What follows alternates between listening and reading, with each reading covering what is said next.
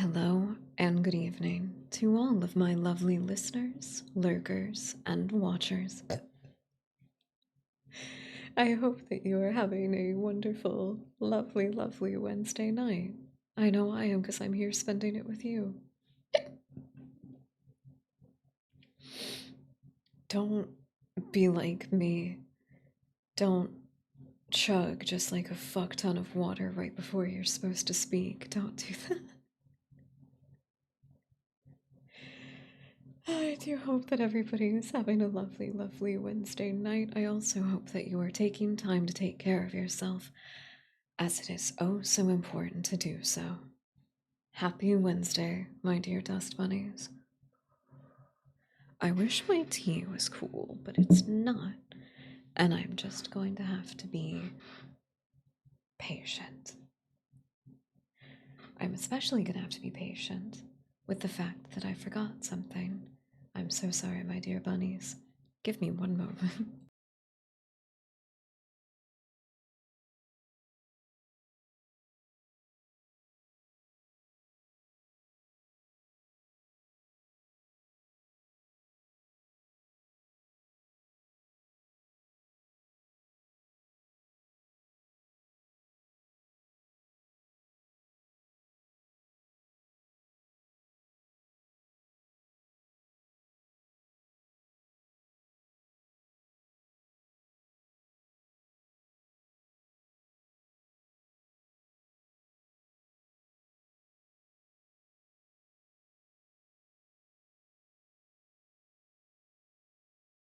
Okay, we're good. Welcome back, everybody. Hi. Happy Wednesday, dear dust bunnies. Are you taking care of yourself? Are you avoiding all of the terrible pitfalls of every cycle through the week that you've done your entire life? Or is a little bit of self-destructive tendency okay? Welcome in, everyone. Happy Wednesday. Hi. Got a few hi hellos, but I've already stalled so much. I think I might stall some more, mostly so I can do one more thing. I'm going to do it gently, though, so don't worry about it. Nothing bad is going to happen. I'm just going to pick you up. You are in the air, and it's okay. It's okay. And now you're back. Now you're back. You got your feet on the ground. There you go. Everything's okay, see? No need to panic. As long as I'm in control, there's no need to panic. So don't panic. I can smell you when you panic.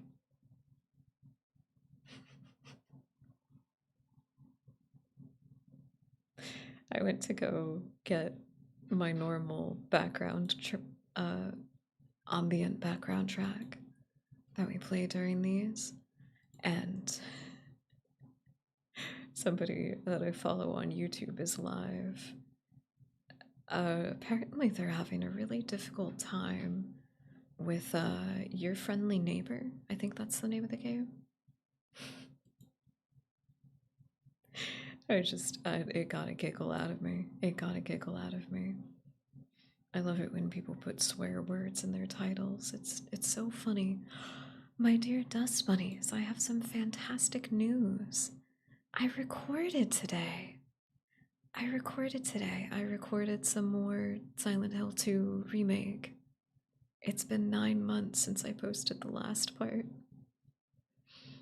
I'm so sorry. I'm so sorry. I didn't mean for that to happen, genuinely. Okay, let me double check that this is good, and then we'll get into the actual immersion, if you will.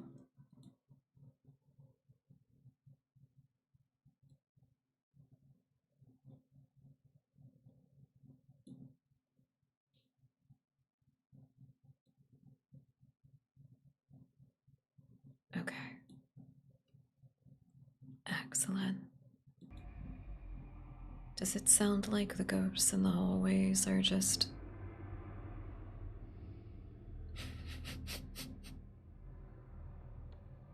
I was gonna ask if it felt like the ghosts in the hallways were licking your ears, and then I was like, wait a minute, we're doing ASMR, that is actually a thing. I don't do that though.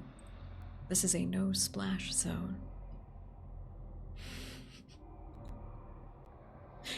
Just completely unironically was my first thought. How silly. How silly. Okay. No more Silent Hill music for now.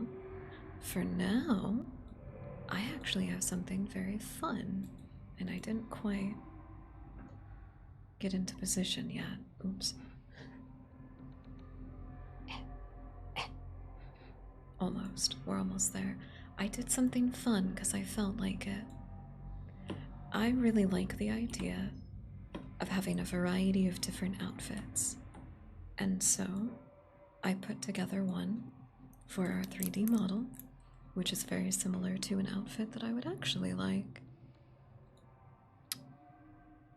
I did it all for me. But if you guys like it too, that would be pretty cool. Okay. Test, test. 1, 2, 1, 2. Perfect.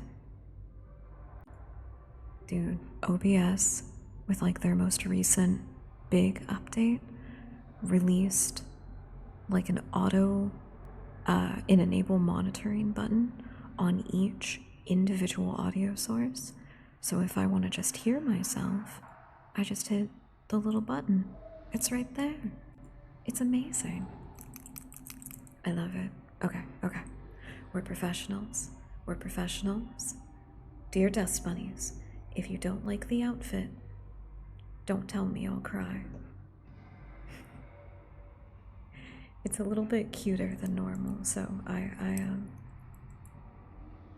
I'm being a little bit more myself with you than even normally.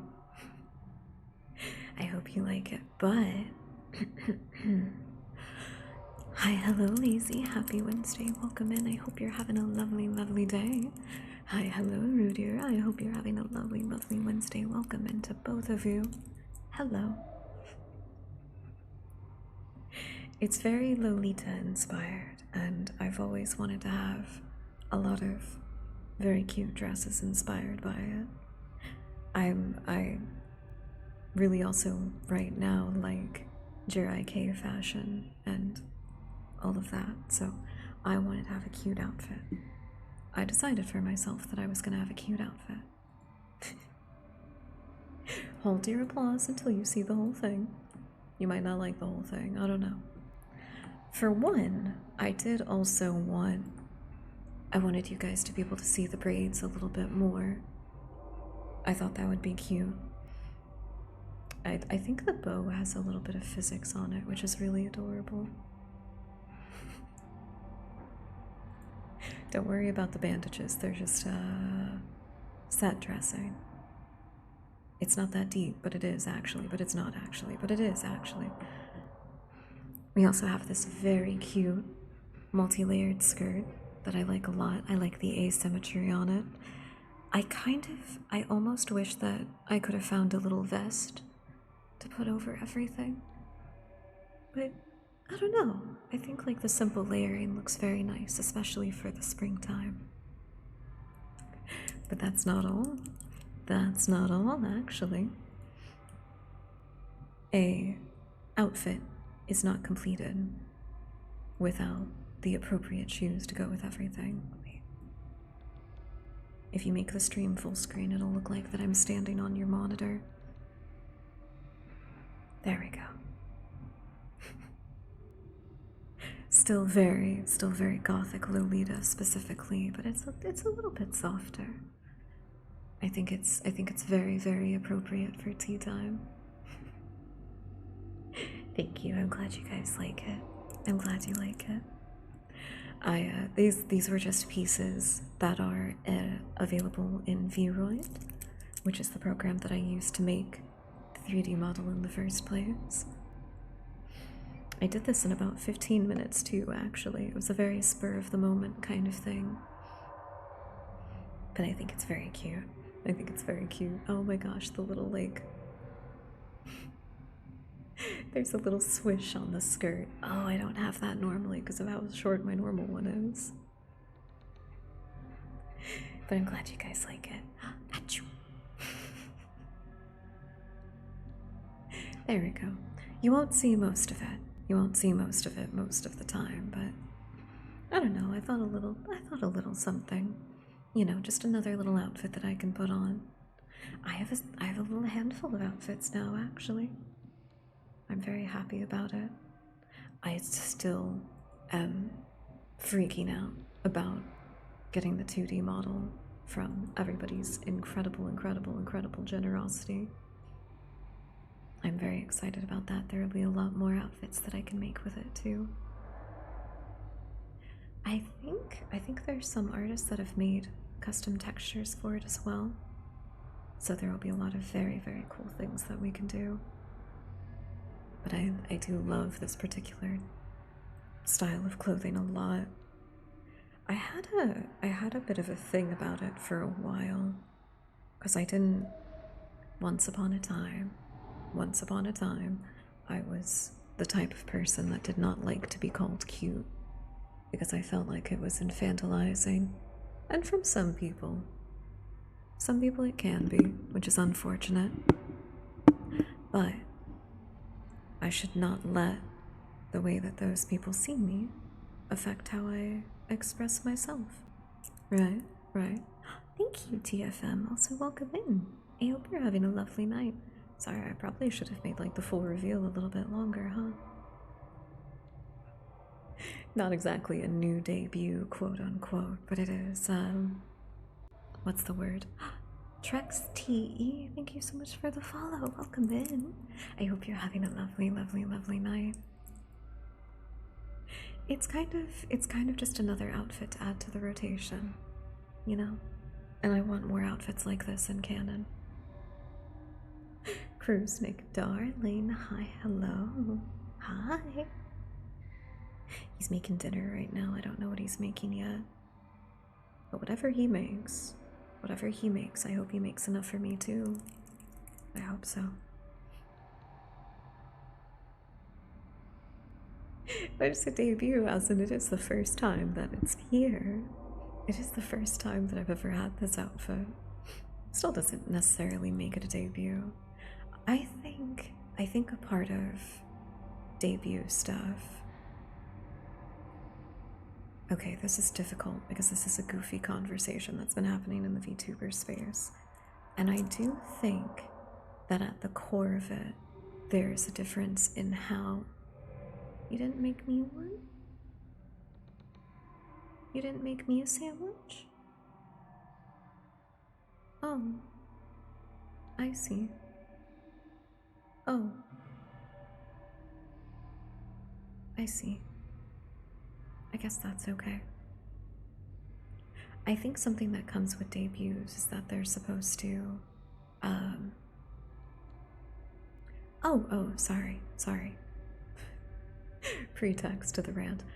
There is a lot of difference in how Western VTubers and streamers in general act and what the actual industry template, which is streamers and VTubers in countries like Japan and Korea, are.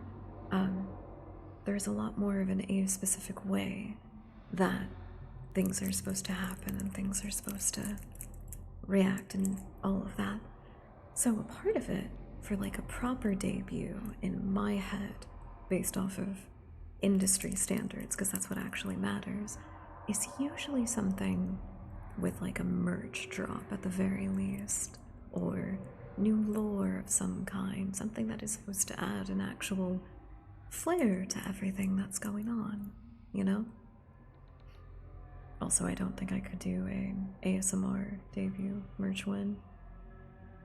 That's a lot of investment cost up front. There's a lot of, I have worked in merchandise production and manufacturing before. I was a screen printer for a little while. You need money up front.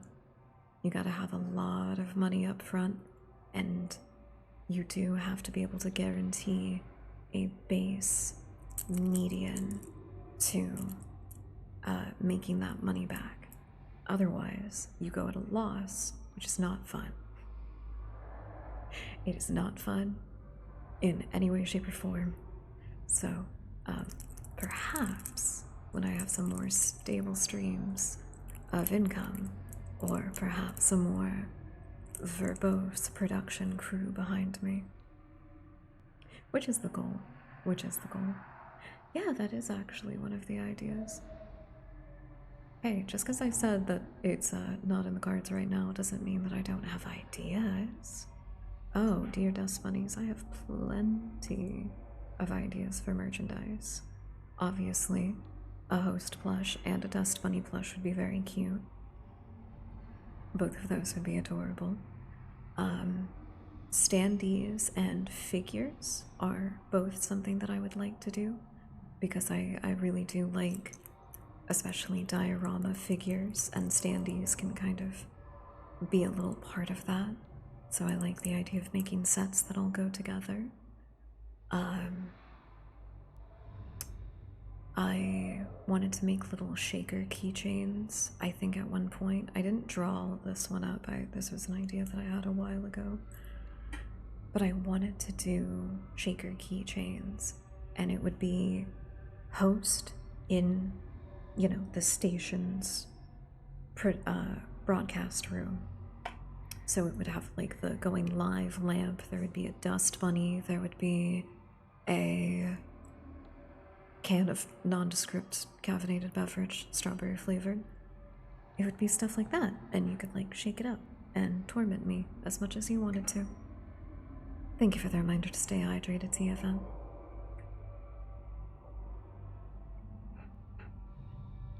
I have a lot of different ideas, and while I do like wearable merch, I don't have any desire to do things conventionally. I want to put a lot of effort into it. I don't want to just do logo prints. I don't think that there's anything wrong with that. But for me, because fashion is something that I genuinely care about, not like, latest trends kind of thing. I like what fashion means to people a lot, and I like what can be expressed by specifically choosing different framings, different color contrasts, different fittings, and different cuts to certain things. That's what I want to try to do. I want to do stuff like that. I also very specifically want to make clothes for people like myself, the girl failures, and there's like a whole list of super basic things, like the little bikini strap crop tops, the zip up really comfortable hoodies and everything.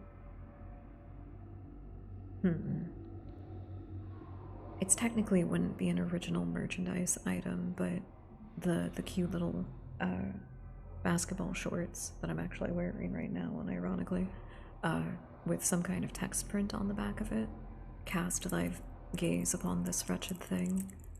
Something like that would be really funny, especially if it's just written across the butt.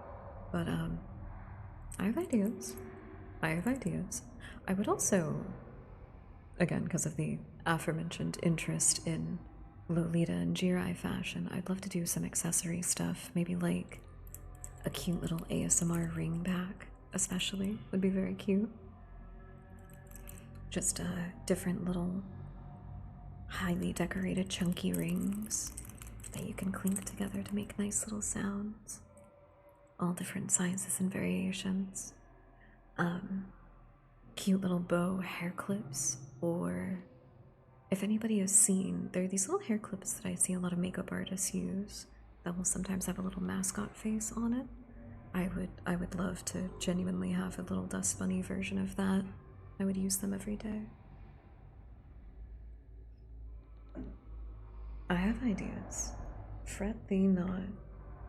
Of course, anything else standard, like mouse pads, desk mats, shaker cups, all of that I would want to be collaborative efforts with other artists, especially. One moment, dear dust bunnies. We have a visitor. Yes, I do have a lot of ideas. We will be back in just a moment. Please take some time to take care of yourself.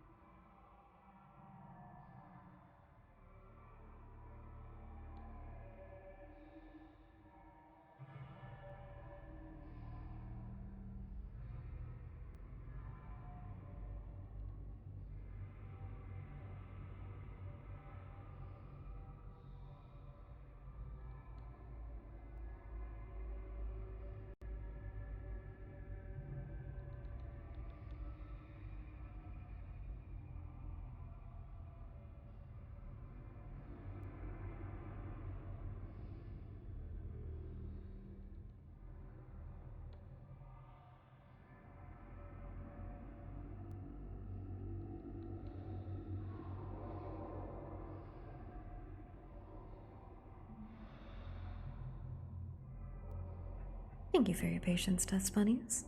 Welcome back. Oh wait, I was about to hit a button that would ruin things. Nothing will be ruined. Welcome back, everybody. Kind reminder to stay hydrated. Kruznik brought me a sandwich, but I'm not gonna eat it just yet. Not just yet. And I think my tea is ready. Oh, lovely.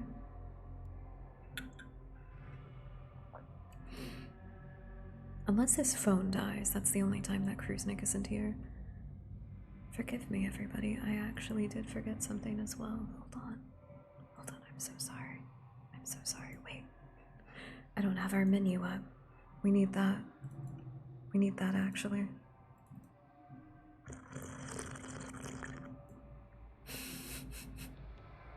They're so tiny. It's so tiny. I love it. One of the coolest parts about really like locking into an aesthetic choice with the way that I wanted everything on stream to look was that I have a bunch of programs that I can use. Programs, functions, websites, whatever, to make all kinds of little windows like this. I love it. It makes me so happy.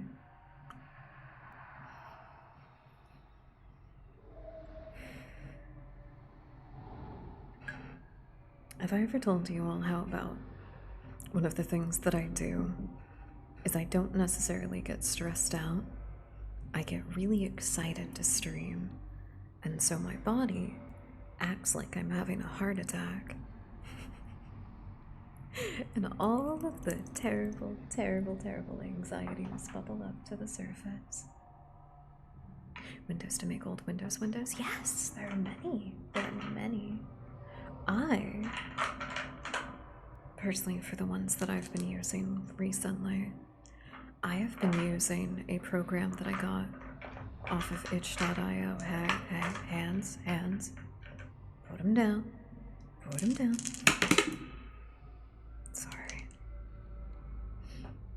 I really like the old Windows. It's very easy to keep stuff consistent and cohesive, I think. But I really like the program WPC. I can't remember what it actually stands for, but you can get it on itch.io, and it's a very easily runnable little program to make custom windows. I love finding resources to make things look old. I love every time that isn't now, for absolutely no particular reason.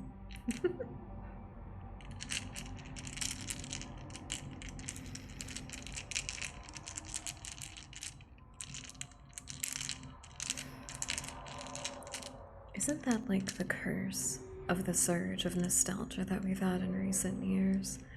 Is that ultimately somebody is going to romanticize a time that they weren't a part of, but you were? And it's like, oh man, I wish we could go back to when things were good, and you have to realize and reconcile with yourself that things have been rough the entire time. Windows PC. No, hold on. Now I have to get it. 1 second. Windows Pop-Up Creator 2.0. And you know what? Because I'm such a bro, I'll just get the itch link for you. I'll just do that. I'll make everybody's lives easy, right?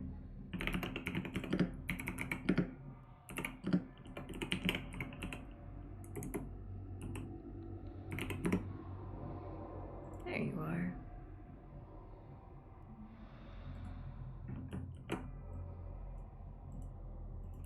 Boop. There you go. Be rambunctious to your heart's content. It is a really fun way to send people birthday cards. Is just on the little pop-up window. You've got mail. But of course. Let me see something real quick. I do have a new list. I have a whole new list of creepypastas for us to read. I am so fucking excited. However, real quick, I do have.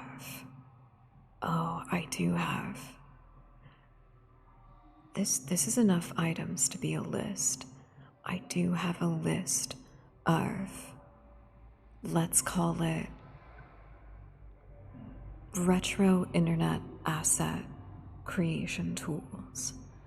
I have everything listed from emoticons. I need to switch this one out, actually. I found a Japanese website that I like a lot more. Blinky Maker. There is, what's the full name of this website? DA Font, for pretty much any kind of font that you can think of. I have a lot of, obviously, like pixel kind of ones, but there's loads on there that are fantastic. EB Plus. I think there's something very distinctively sick and demented about being able to fall asleep to creepypastas, especially when they're performed in the way that I do. But you know what? That's just my kind of people. That just means I've found my people, and I've been told by a not insignificant number of people that they fall asleep to my creepy reads. That's pretty fucking cool. You bunch of sickos, welcome home. There is also Sora's Pixel Converter, which is an image editing site, also in that beautiful, beautiful Windows 95 kind of style. It's fantastic. Oh, it's all of you. There's only one reason that you would be here. Another program by Sora, which is Fizz Paint. This one is a little bit more of a I forgot that it had sound effects too. This one is a lot of fun. It's got a lot of its own little features, but there was another one that popped up some months ago. Was it like glitch sketch? It might have been something like that. Heisei VHS, which is another fantastic image editing program that allows you to apply retro style distortions in a variety of ways. It also uses a really specific terminology for each one, so you kind of like actually learn what each of these things affects in practice, if that makes sense. That's the only people who try to do like authentic looking stuff, like that's the only time that that matters, but you know. Kao emoji generator, that's the one. That's the emoji one that I use now. Much better sort system and way more verbose. I like all the bunnies. That's my favorite thing, is all of the little bunny emoticons. Let's see. Where's my favorite? Oh. And see, that website also has its own sound effects. Isn't that fun? This one's one of my favorites. No, she's been cut off because my chat box is too small. Fix her! No. There we go. She deserves to be seen in all her glory. Oh, the laser targeted eyes, also very cute. Also very cute, very good choice. I have table flip in here somewhere. That's like a forgotten one that I really wish more people would use. Oh no, here we go. For all the crybabies. This has, for some reason, turned into... What's... what? Oh, it didn't work. It broke. Oops. Okay, well don't use that one. Never mind. The stream has very quickly turned into a POV. You're in a haunted house, messing around with a Windows 95 computer. Very appropriate. I've also got a couple of goofy, how would I describe these? I guess like VTuber asset websites, but not like for models, for like editing software. I wanted to mess around with it because I was really curious. I like the idea of making really good thumbnails and editing. I was editing today and it made me so happy. I missed it so much. I don't know why I take the breaks that I do. But I was looking for more stuff because I was just really curious, like, man, how silly can you get, you know? That's why you look at the art that other people create, is so you can get a gauge of, like, how silly can I be, really, you know? And so every now and again when I find, like, something like this one's a thumbnail site. It gives you, like, a bunch of very easy access editing tools to just like put together goofy VTuber thumbnails. But that's what it's specifically for. There's so many assets that are just like, here, this is for you, VTuber, and it's like, man, I can think of like 12 people that could use this. Are you kidding? But it's cute that people are just making it with that intention. There he is. There's the little guy. I love him. I need people to respond to very obvious rage bait with that and some variation of urusendayo and just fill up rage bait comments with that. It's just shut the fuck up! Shush! What? What does NTE mean? But also welcome in, Nicholas. I hope you're having a lovely night. What is NTE? I've never been so confused. Never to everness. Oh, no, we weren't talking about that actually. No, but I did hear about that. It's just so creepy that they, like, lied to people. It's just creepy. And I think at the core of it reveals, no matter what you think of it, even if you think that, like, generative AI, for whatever reason, can have application elsewhere, whatever. Like, why do you have to be a freak about it and lie to people? Oh, maybe because it's the non-consent box, and that's the whole point, that people who would use these kinds of things don't care about that anyway.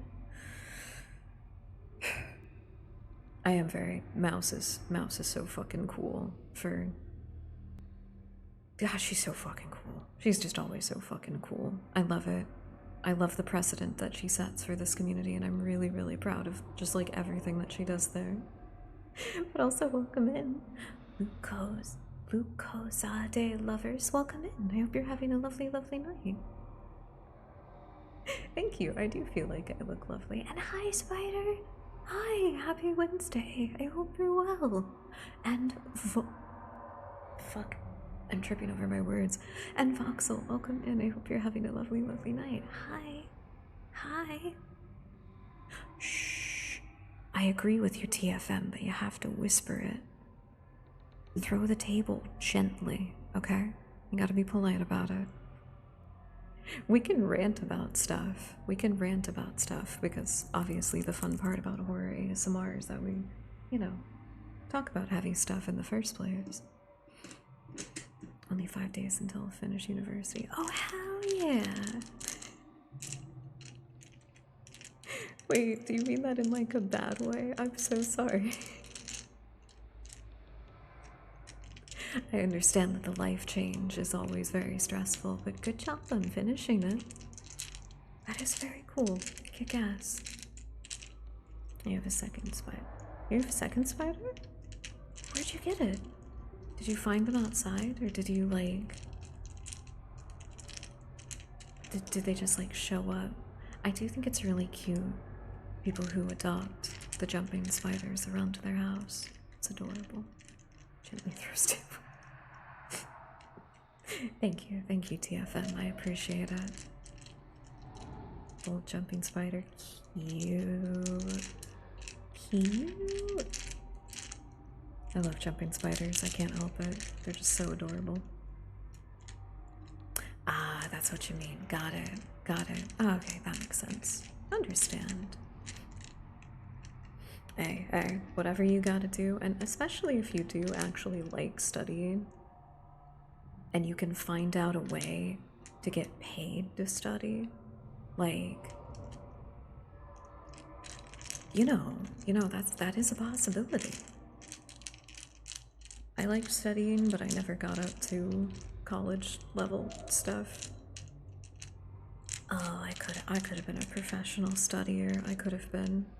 I like papers and dissertations and giving lectures. I really do. Salted ice. See, Nicholas, you're just saying nonsense. I'm having to question if Courtney is just walking across the keyboard. Salted diet. I have no idea what that word could mean. That's the family of spider. Oh, thank you. I was so confused. I'm sorry. He was starving very bad.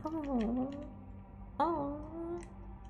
I guess it does mean at the very least you don't have a lot of bugs in your house, but oh, I'm glad you took them in. Poor baby. I can never remember scientific names for stuff.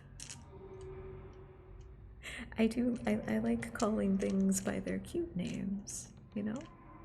I like calling things by their cute names. Like, I like just calling it the bold jumping spider. They're so bold. They jump so boldly, and they do. Have you ever seen one? They leap so far. It's adorable. They're largely insane. What do you mean? Who's insane? The people who name things, like in Latin? Yeah. They don't deserve that. Yeah, I know, right? I understand people thinking that some of them are pretty creepy. There's that creepy crawly sensation that I get. I just like, oh man. I've gazed into the eyes of a little jumping spider and it's they're just so cute. Even like tarantulas are really cute, honestly. It's they're just little weird babies. They're just little weird babies. The longest accepted scientific name for a living organism is the bacterium Myxococcus leferpuilguindilip. I should be doing this in a different way. 1 second. Hold on. Hold on. Get over here.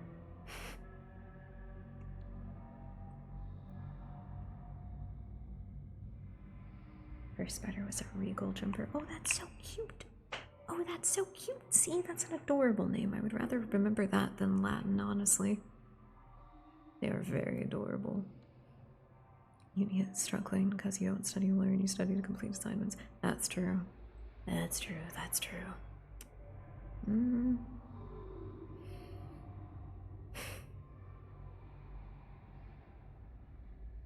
I don't know what I can say about the job market because I don't have a lot of luck in it either. I can be, you know, hopeful about it. I can be open-minded about it, but you know, at the end of the day, no, it's valid to be scared of the job market. It's valid to be wary and to feel uneasy.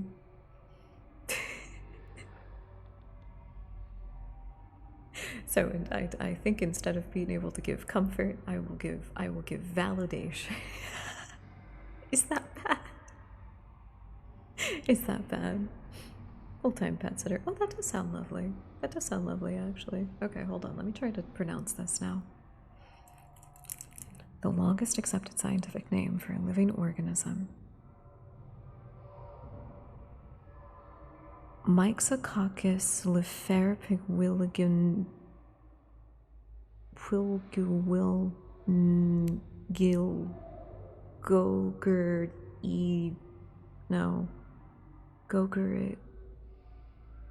Gokerichu Willindrobulin. This sounds like a test for like training a robot voice. I'm not gonna lie to you. Why are there 5 L's? There are 5 L's right there. That's what this is. This is some kind of like training phrase. Why are there 5 L's? 1, 2.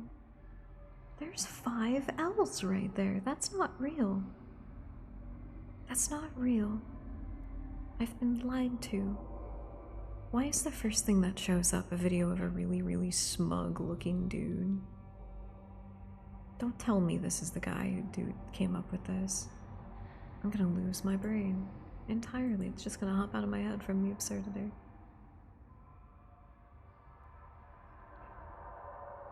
A Newcastle big boy. Is that another type of spider?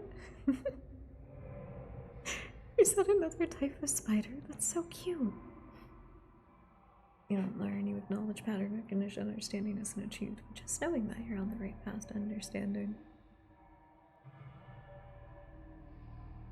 Does that mean anything, or are you just saying stuff? Because I don't know if I would agree. I don't know if I would agree. I think a certain level of it is pattern recognition, but I think that's a higher function of understanding, if that makes sense. This is just a personal opinion kind of thing. I don't know how much actual real scientific evidence for anything, but general opinion of mine. I think the ability to just take in information is very different than just pattern recognition, because that in of itself means that you're thinking about the information that you've taken in, you know? It feels more like that to me. So maybe there is a more sub-functionality of the brain that has to recognize patterns to be able to intake information and then see patterns from within that information and everything. The thinking about the thinking, you know? Maybe I'd give it that, but I don't know if I would say that, like, learning and taking in knowledge is like all just pattern recognition, you know? You little spooter, but there's also creepy crawlers. I'm not gonna lie to you, daddy long legs do kind of like, ugh. I don't want them to touch me. I don't think they can stay over there. I'm not gonna hurt them. I'm not gonna do anything that would hurt them. They can stay over there. Hold. Wait, was that really long scientific word discovered or made by a Welsh person? That is crazy. No discovered spider in Australia. Oh, I do want to see it. I do want to see the new spider. Understanding and testing checks are completely different skills. Very true. Very true. Very true. That is. I don't think there's anything the way that I think about it that would be contradictory to that. I don't think. I do agree. I do agree. Very different skills. In many ways, in many things, cute isn't something I'd call it. Okay, let me see. Let me see. Oh, holy moly. Okay, yeah, no, I think I would put the Newcastle big boy of spider into the category of one of the creepy crawly ones. He's a little spooky. He's a little spooky. I still think he. Whoa. Ooh, somebody got like the perfect picture of one in the like the attacking stance where they have their front legs and like lifted up and their fangs are all flared and everything. Whew. Oh yeah, you're spooky. You're spooky, little guy. Holy moly. Very scary looking. Leads to necrosis, so yeah, the little spiders are right. They're not the only spider that causes necrosis though, right? There's a few other spider bites that do. Or am I misthinking? Because like necrosis is nerve damage, right? Right? Hold on. No, I'm getting things mixed up. Death of the cells and body tissue, right. There's a few spider bites that do cause a specifically nerve degradation, if I remember right, but I don't remember which ones they are. Maybe I'm wrong. Maybe I just watched like a TV special about something and everything I know is false. Necrosis can occur due to injuries, infections, disease, lack of blood flow, tissues, environmental conditions. Got it. Cell breakdown, tissue breakdown. It was named after a Welsh town to bring attention to their own town and the fact it's incredibly terrible bacteria. Okay, I'll have to look at what it does. While we're on the topic of weird names, how about I bring the honorable mention of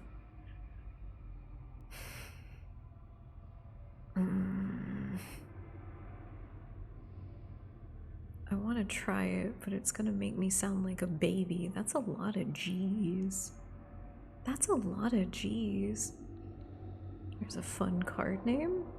Asmoranum Ardicadascatina Kutica. You're mentioning a lake in Massachusetts? I think so. Okay, what does this bacterium do specifically? Gram-negative rod-shaped species of Myxobacteria found in soil. It is a predator. It is a predator on other bacteria. The ends of the rod-shaped vegetative cells taper slightly, and the colonies are usually pale brown and show swarming motility. Motility. What does it do? What does it do, though?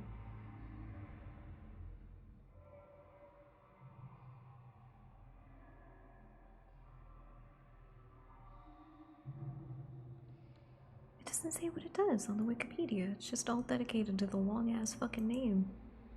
That's so stupid. The new and unfortunate record, the longest Latin name. Okay, maybe this will be the article with the information that I want.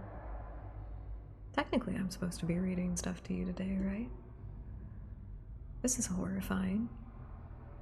The great toll that even just a simple bacterium can take on the human body. Is this a good Latin name or a terrible, horrible, very bad, no good Latin name? Well, yes, both, I guess. On the plus side, it's interesting. It recognizes language, and that's been historically suppressed, and it's likely to garner some public attention for species discovery, an extremely important part of science that under-resourced predatory bacteria that unpacks and agglomerate into fruiting bodies. Nothing on here. There's too much to read. Just tell me what it does. Just tell me what it does. What does it do to the human body? I have to know. I'm begging. I don't know who had to paint that sign, but I'm sorry for him. Hey, I hope he got paid by the hour. I hope he got paid by the hour, dude. Kick ass, get your bread.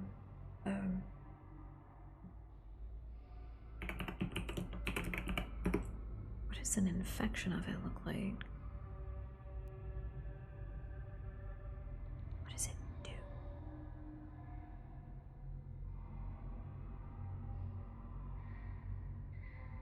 I'm not gonna be able to find it. It's not gonna give me what I want. Nothing is gonna give me what I want. Damn it. What does the long-ass name bacterium do? What happens when you get an infection of it? Do you, like, rot from the inside out? Do your prions folded on each other? Do your white blood cells start attacking the other parts of your body, like the tissue? What does it do? I'm never given the information that I want from anything anymore, and I'm so upset about it.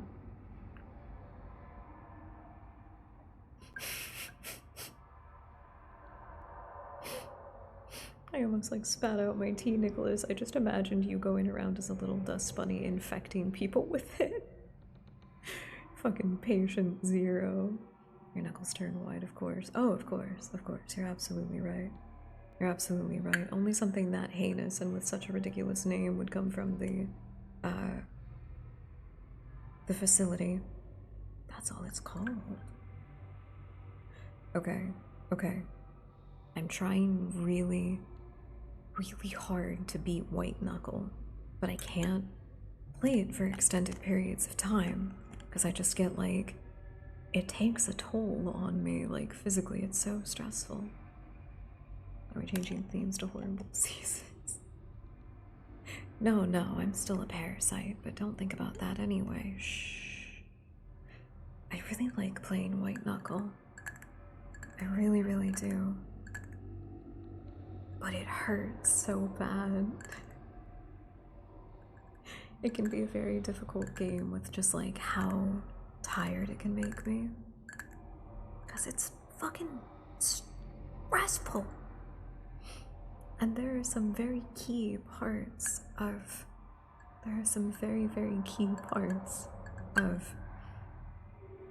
playing it that I haven't figured out. I haven't been able to get it. I'm bad with the physics. And the more levels they add, the more the levels demand that I use the physics that I'm really bad at. It's not fair. They've already added the nest. I hadn't even gotten past the abyss. I hadn't even gotten past the abyss. And now there's the fucking nest, man. What am I supposed to do?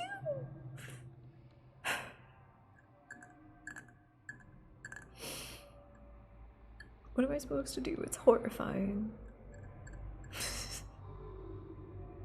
Do you think that's a key part of White Knuckle is parasites? I like playing as the resident because the goofy little monster hands are really cute. I actually think that it was intended to be a positive narrative, referring to the fact that it will viciously attack other things, while also being free. Shout out to Italian whales, but I'm starting to feel my umbrella route.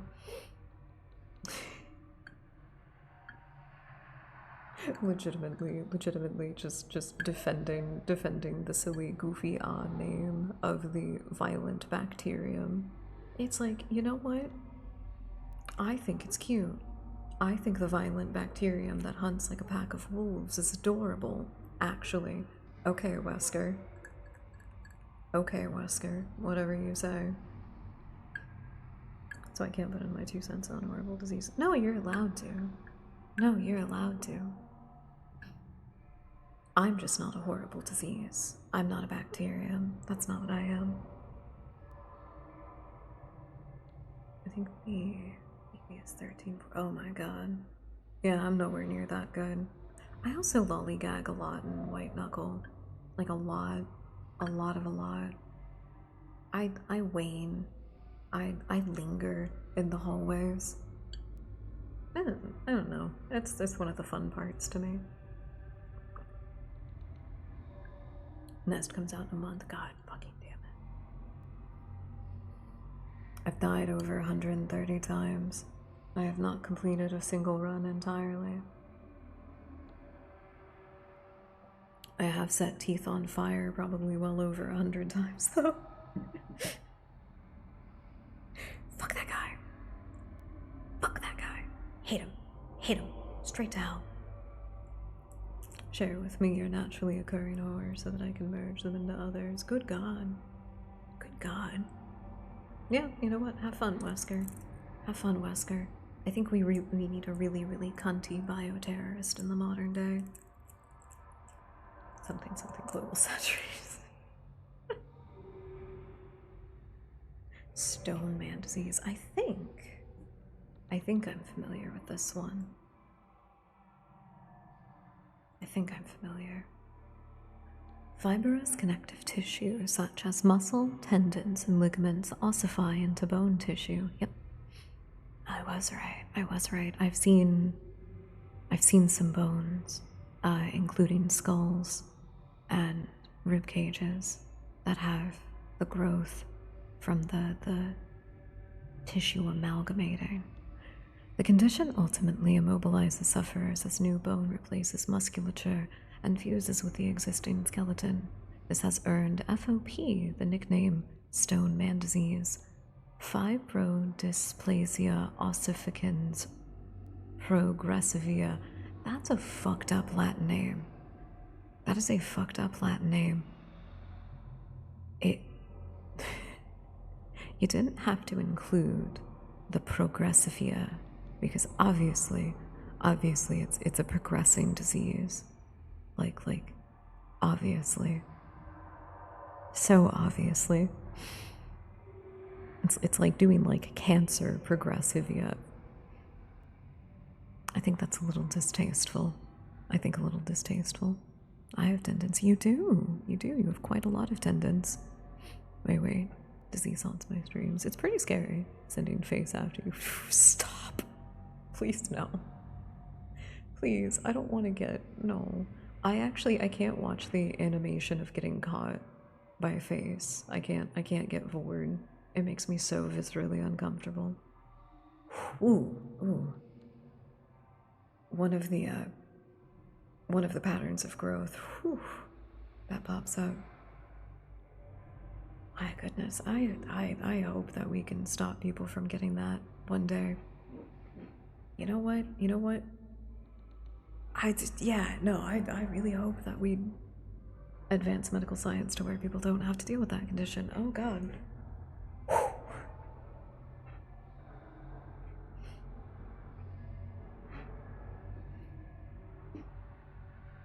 Anyway.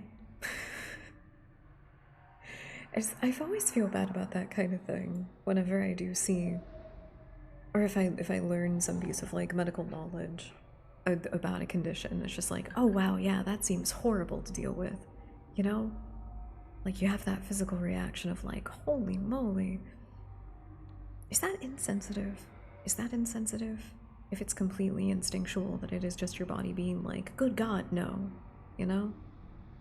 Nah, it was. That's mean. That's distasteful. That is distasteful. It's funny, but it's distasteful, so you can only do it with people that you know it's okay with.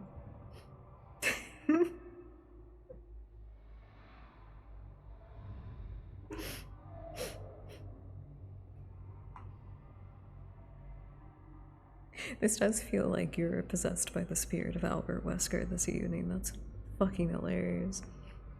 I can see a lot of my tendons on the back of my hands. Yeah, I can too, actually. It's not a... I have like very muscly hands because I use them a lot, as you can imagine. But all my like funky hand swelling is in my joints. Other than that, yeah, I can see my tendons and my veins and everything very easily. Very, very easily. Can we not have a wild terrorist while the Lone Star tickets? Shh, shh. Don't go making connections there, TFM. Don't go making connections there. Absolutely, under no circumstances should you look up a very specific conference from 2016 where a man from Silicon Valley talks about specifically bioengineering a fleet of ticks to infect people with Lyme disease to encourage poorer populations to stop eating meat because especially beef is incredibly intensive on the environment. Definitely don't look that up. Don't do it. Don't go making connections. Shh. That was my gift, of course it was. I can see a lot of my... I'm so sorry, I feel like I'm doing so bad at keeping up with everybody today. I don't think it's weird to find new things different. That's a very polite way to put that. I like that. Marksy, welcome in. Hope you're having a lovely, lovely night. Oh, well, thank you. I hope you have a good run. Kick ass. I have very dainty hands. This is a lie in my finger. This is a lie in my fingers. May as well be flits. Pain, pain, so much typing, pain. You cannot take me away from the internet. You cannot stop me from writing. My digits must act for my mind. No, you do fine. Okay, cool. I'm trying. But I think on that, we have been hanging out for quite a while. And I would like to encourage everybody to take a moment to take care of themselves.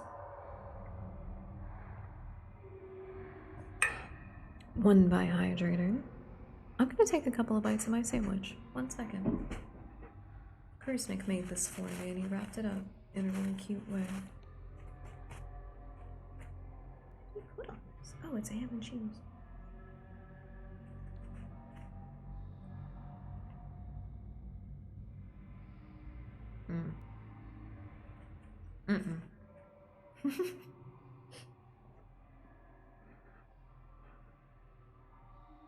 I don't always fuck with egg sandos, I'm not gonna lie to you. Not always. But I do have some Kewpie that I could use. I could make a really, really good egg sando. It is adorable, isn't it? I love culture. I love how most of the time the way that culture spreads is because of food. That's one of my favorite things in the entire world, and something that gives me hope for people, is that no matter how stupid some of the combinations might end up being, the fact that people all over the place will see that somebody has learned how to make a particular type of tasty treat and will combine something that they really like with it and make something new and delicious. Because American and Western egg salad sandwiches suck because of the mayo that we use. Kewpie is the key to egg sandos.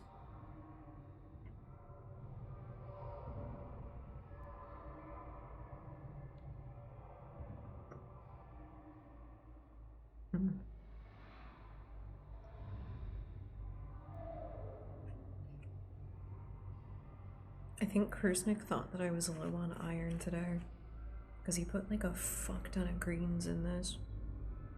It's not bad. There's just like a solid layer of mixed greens. You know what? He was right, too. I didn't take my vitamins today. Or my medication.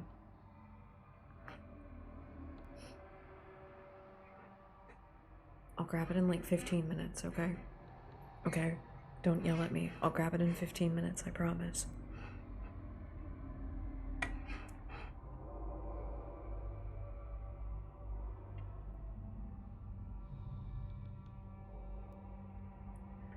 I mentioned this at the start of stream, but we have a new list of creepypastas to choose from. I went back and I cleared out from my list all of the ones that we've already read. I looked for some new ones, some other classics. I decided to pick and choose from some of the really, really highly voted ones. Not in the way of the meme votes, like for Jeff the Killer or a bunch of other ones like that. I went for like ones that I genuinely like. And a couple of these are ones that some of you have been requesting. I remembered. I didn't double check, but I remembered when I saw them. I'm thinking.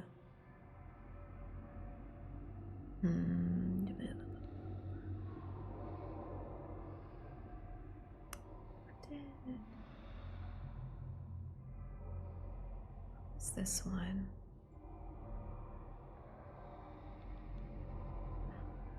Okay. I'm surprised I actually haven't read this one yet. This is a. Oh, wait, it's because I was going to double check it. Oops. It's a short story by C.K. Walker, who is incredibly prolific in the horror literature scene and published quite a few of her stories on No Sleep originally, including Baraska. Which, if you have any idea what Baraska is, it's very uncomfortable. It's a very uncomfortable story. Omega, welcome in. I hope you're having a lovely, lovely night. Hello. We are doing our regularly scheduled horror ASMR broadcast this evening, but I do hope that you're well. Thank you so much for bringing your community in.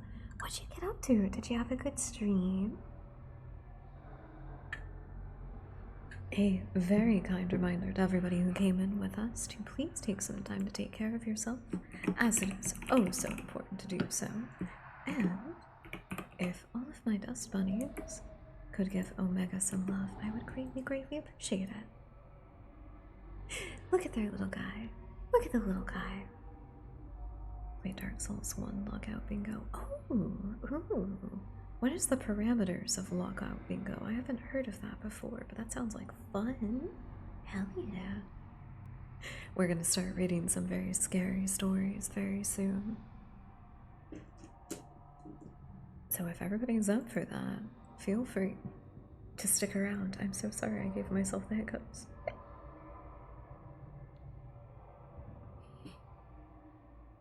We're okay. We're okay. We're fine. We're good. I was gonna read one and then I forgot that I actually hadn't screened it yet, if that makes sense. Okay, wait. I will save that one. I will save that one. That's why I hadn't been saving it. So we have a set of objectives in the 5x5 bingo panel. If someone gets a square, the other cannot get it. The first to a bingo if it's... Oh, it's a head-to-head between the two of you. Okay. Very cool. Very cool. I like that. That sounds like fun. What the hell? That sounds like a lot of fun. I can think of a few games I'd want to apply that to, actually.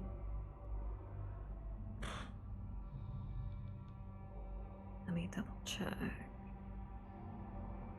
this one real quick.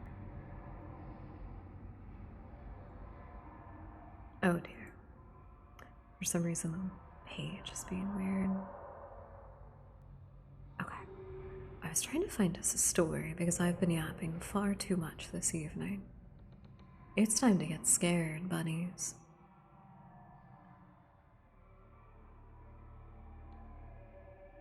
Okay.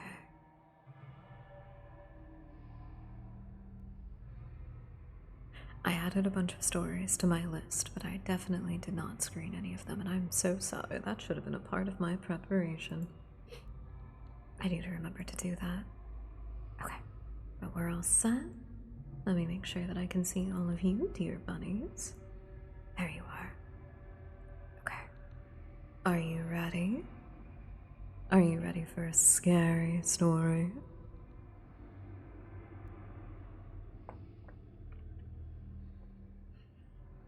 Don't forget to stay hydrated and take care of yourself in whatever other way that you need to. Because for now,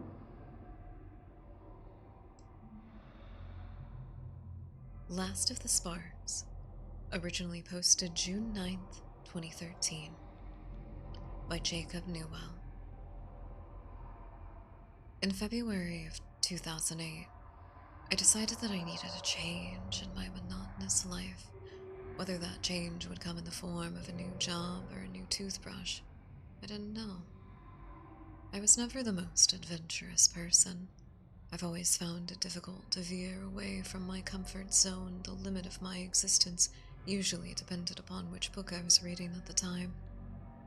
It took me a while to realize that my happiness often derived from the stories that my mind was living in. I was an avid bookworm. As miserable a Cinito as that is, I've learned a new word.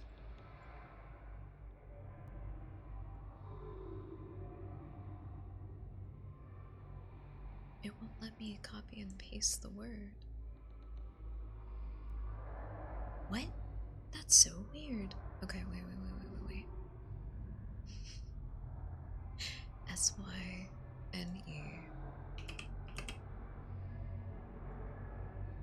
SYNECDO?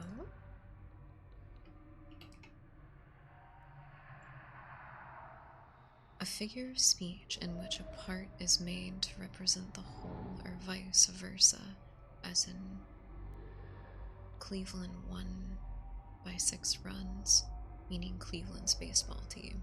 Okay, we learned a new word today. Once I realized my true outlet, I immediately knew what I wanted. I purchased a small shop, quit my boring job, renovated the building, and transformed it into a bookstore. I've never been happier. The next 2 years were the best of my life. The store had become a huge hit with the locals. My perspective on work had been completely altered, and I was feeling genuinely happy for the first time since my childhood. During the winter of 2010 was when she walked into my store. She stepped out of the snow and approached me with this large bin bag. Etchings of age covered her pale face and hands. She must have been at least 80 years old. Slamming the bag on the counter, she simply said, "These are for you."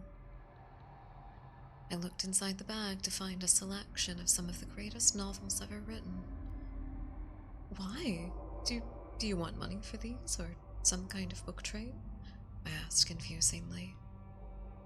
No, they're yours to have. Take them. She gave me a feeling of uneasiness, her dirty gray fringe slightly concealing her face as a cold gaze met my vision. Are you sure you want me to have them? Wouldn't you rather sell them? No. I have no use for them, nor for money. Okay. Thank you. What was your name? Lucy. She muttered her final words and left my store. I found it all too strange that somebody would give away such great books for nothing, but I suppose some people are just nice. I made my way home that night and took the books with me so that I could go through them, piled them up on the table, and was surprised to see that all of them were in fantastic condition. A couple of them seemed to be first editions, and others were versions that I had never seen before. It took me a moment to realize that the novels that I had been looking at were not as I remembered them to be. The first book that I picked up was The Green Mile. On the front cover was an image of John Coffey smiling and holding two dead naked girls. I opened it up and flipped through the pages. In this version of the novel, he was in fact guilty of the rape and murder of both children. I made my way to the end of the book and read through the excruciating scene. All of the officers who had originally grown to love John Coffey in the original novel were now laughing uncontrollably and screaming racial taunts as he was being executed. My eyes had seen enough and my stomach felt it too. The next book that I picked up was The Catcher in the Rye. The artwork upon the front page seemed to be of a dead body splattered on the street, drawn from an aerial view. I flicked through the book until I reached chapter 14. After Holden Caulfield speaks of messing with the idea of suicide, he suddenly breaks down in tears and jumps from the window, cracking his skull on the pavement below. The book abruptly ends after that. I then picked up Lord of the Flies. The defining image on this novel was of a large child with the face of a pig. He was covered in blood and surrounded by decaying corpses. After grazing through the pages, I reached the point in the story which Piggy described as being non-human, vicious, and a hungry animal. A chapter or so later, Jack insults Piggy, which leads him to losing his temper and ripping him apart. Piggy then proceeds to kill and eat the rest of the children in grotesque detail. The remainder of the book was the same line repeated over and over. Piggy sat alone on the island and waited for death. I read through a few of the books that were left in the pile, and they all had been changed in some sick way. The Great Gatsby, Wuthering Heights, To Kill a Mockingbird, Ulysses, every one of them.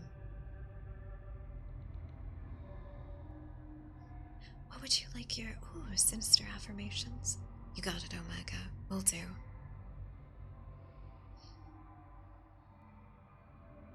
Just as I reached the bottom of the pile, I noticed that the final book was one that I had never heard of before.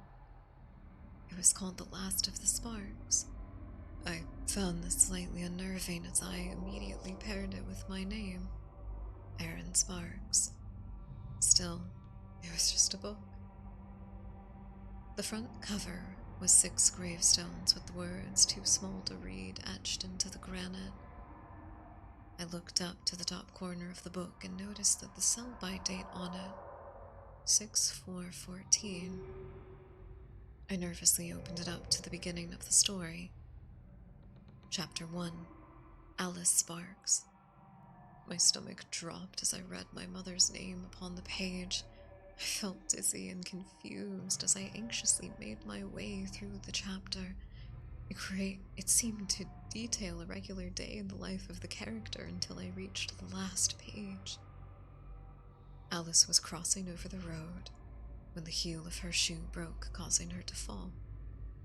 She didn't get to her feet fast enough and a speeding driver struck her, punctured both of her lungs. I felt sick to my stomach.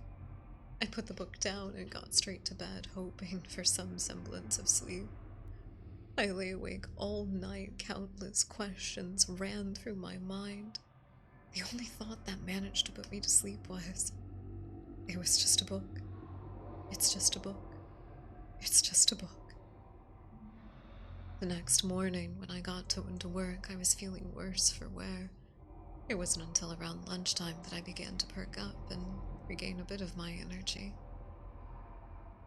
And then my phone rang. I answered the call to my father, crying on the other end. I immediately knew what had happened. I closed the shop and I ran to the hospital, but it was already too late. She was gone. Hit by a speeding driver, they said. I spent the next couple of weeks helping take care of my father. Me, my brother, and my sister stayed with him in turns and looked after him. We all looked after each other. It wasn't until a few months later that I picked up the last of the sparks. It had just scared me so much the last time. I opened it up to page 37, and there it was. Chapter 2, Patrick Sparks. The story was more of the same, a day in the life right up until the last part in which he shot himself in the kitchen while on the phone to his son. I ran to the phone to speak to him, confront him, but then I realized what I was doing. The phone picked up at the other end, and before I could say a word, he was gone. I got my black suit and tie out once more and repeated the same process for another parent. It ruined us all. After the funeral, I refused to touch the book.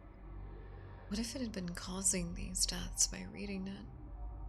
I couldn't go through all of it again, but it was Christmas Eve of 2011.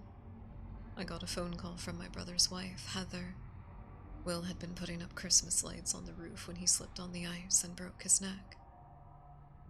I threw the phone at the wall and I cried into my sleeve. Anger took the pain away for a moment as I picked up the book and read chapter 3. It was exactly as Heather had described it.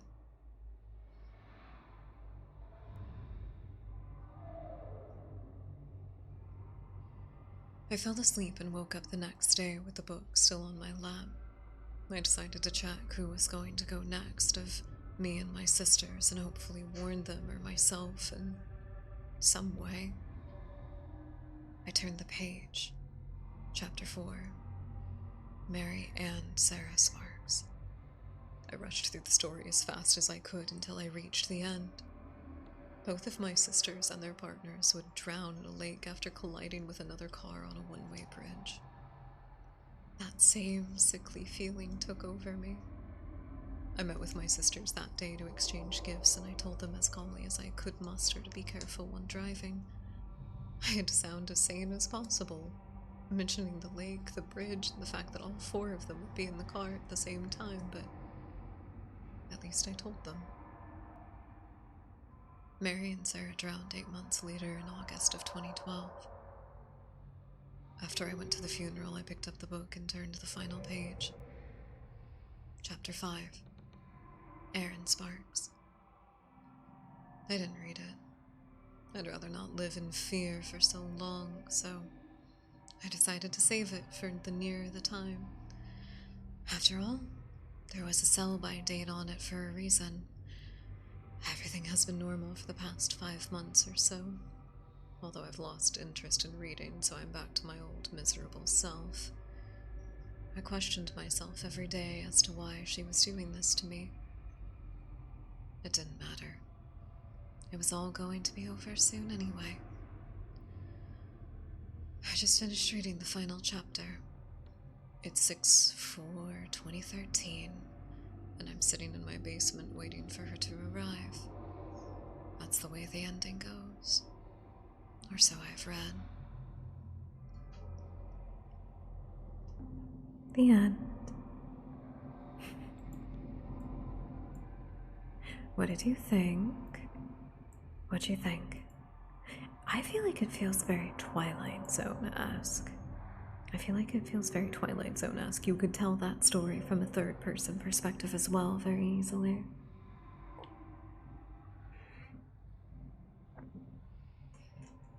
Very haunting.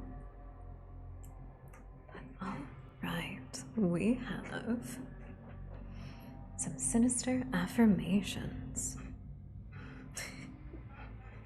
I've thought about it. I have been keeping my eye out for some specifically horror story narrations that I can do.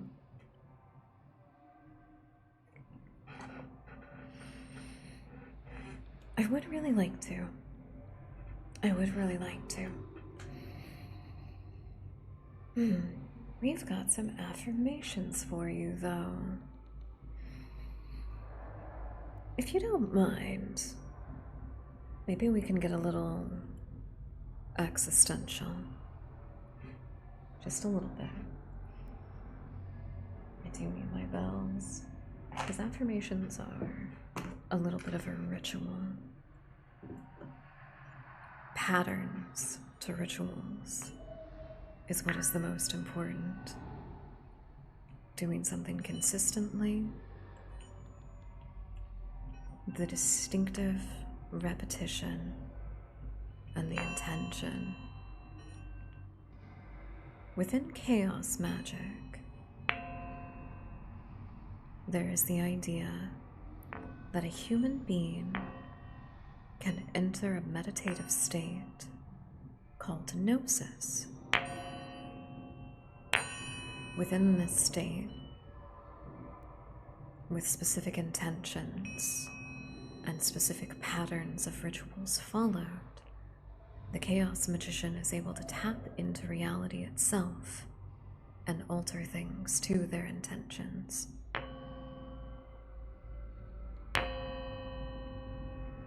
Now, depending on how you see it, you can look at that completely metaphysically. You could think, yes, if I make the pattern of taking care of myself, if I make the pattern and the ritual of putting myself first and caring for myself, making goals and setting things up for the future, the dominoes have no choice but to fall in that way. But of course, we have to accept a little bit of chaos in that there are other people with their own intentions, their own things that they want from the universe, the things they want to change. And so those streams are never cohesive inherently. But every now and again, they cross paths, they line up. But ultimately, they are all on the same path, because all of our paths end in the same place. So ultimately, there is only one path, and you are on it, no matter what you do. It's not a matter of fate or predetermination. It is a matter that you are here, and as long as you draw breath into your lungs, you are on the path that you need to be on. If death is the end, then it doesn't have to come at any specific point, just whenever it happens. And until then,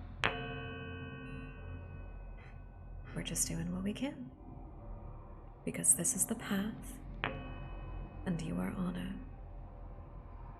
There is only one path.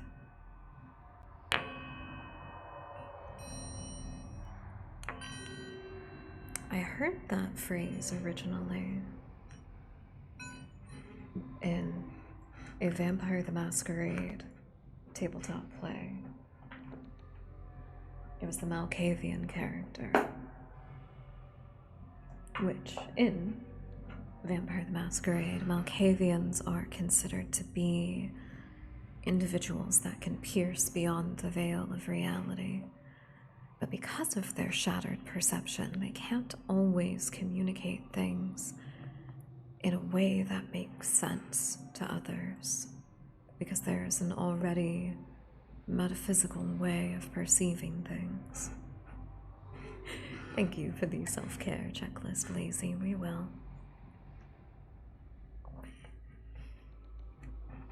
Kind reminder to hydrate, dear dust bunnies.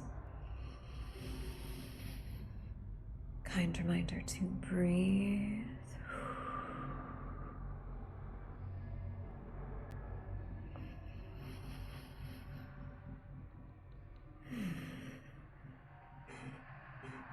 Kind reminder to be at one with yourself for a moment. Trying to decide what fidget I want to mess with.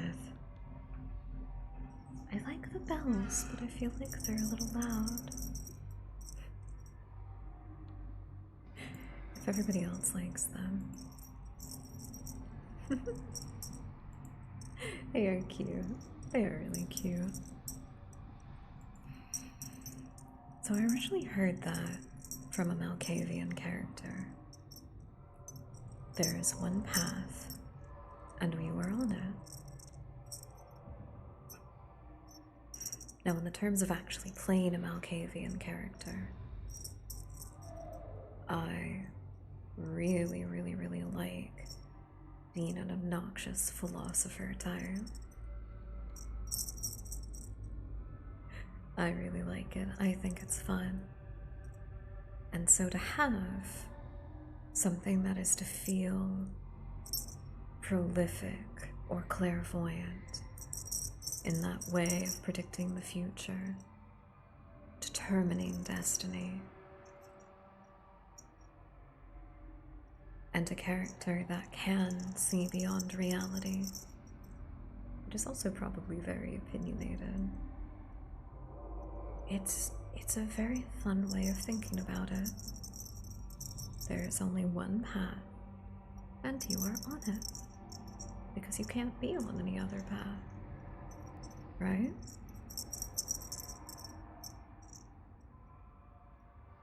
I liked it. I liked it a lot.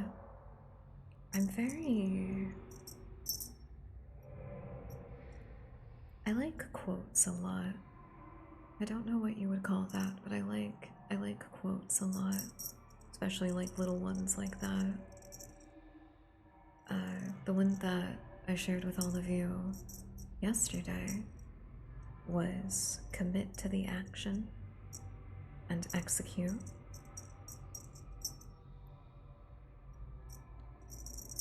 That one I learned whenever I was in martial arts classes, because obviously the reason I was taking martial arts classes was for the sake of self-defense and being, you know, being a little lady.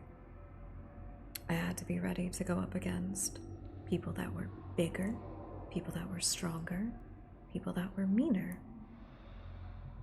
The things that would be my advantage is being able to think quickly, not questioning myself too much, and simply reacting to what is happening. I don't have to subdue an attacker. I just have to get away. Sometimes that's enough. Mormoto's blessed day. It is. It is a blessed day. There's so many lovely bunnies with us.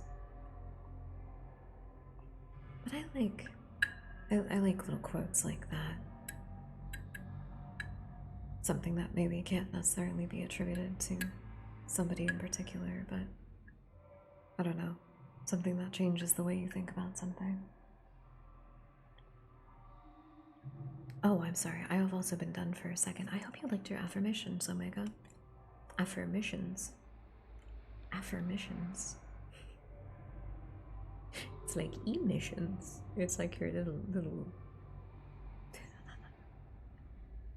you're a little positive manifesting car. That's what you puff out.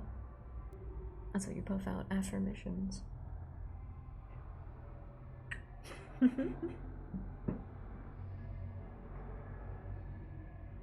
Oh, I am glad. I am glad. I don't know if my affirmations are vague enough that they can apply to people depending on a lot of different situations, or if that is part of whatever freaky clairvoyance I have, or whatever's going on there. Perhaps it's just a synchronicity with the dust bunnies. Sorry, I was stretching my neck. I probably should lead everybody through a nice little stretch. Ooh, actually. Dear bunnies, would you forgive me if we took a very, very quick break? Would you forgive me if we took a very, very quick break? I will be like right back. Right back. I promise. I promise. Pinky promise. Swearsies. Swearsies. I'm not even. I was thinking about running ads, but I don't even need to do that. We'll be right back. I will see you all very soon. Take some time to take care of yourself, as it is oh so important to do so.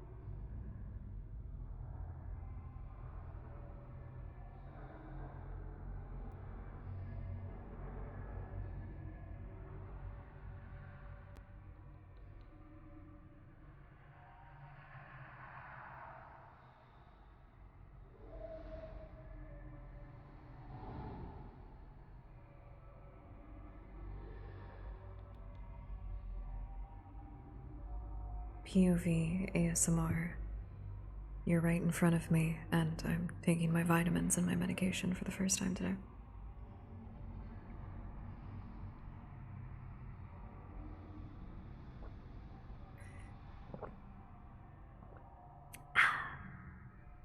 Don't forget to stay hydrated, everybody. Hi, Cold Bloodify. Welcome in. I hope you're having a lovely, lovely night. Hello.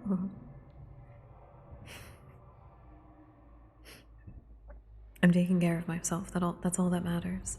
That's all that matters. Welcome back, everybody. Hi. Hi. Okay. I made sure I took another bite of my sandwich before I took peels. Oh, my peels. New vitamin regimen seems to be working, but it looks like we still got some gaps to fill in. On good track, though. On good track, though.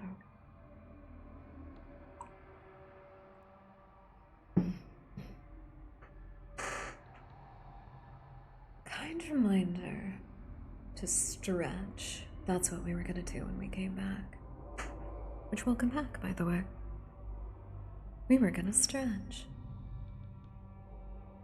I know, I know. Some of you don't care, I know. But for those who do, take a moment. Take a moment to breathe deeply and extend your arms to the side, like a little T-pose. You're going to take a very, very, very deep breath in, filling up the lungs, filling up the diaphragm. And breathe out slow, slow, slow, slow, slow as possible.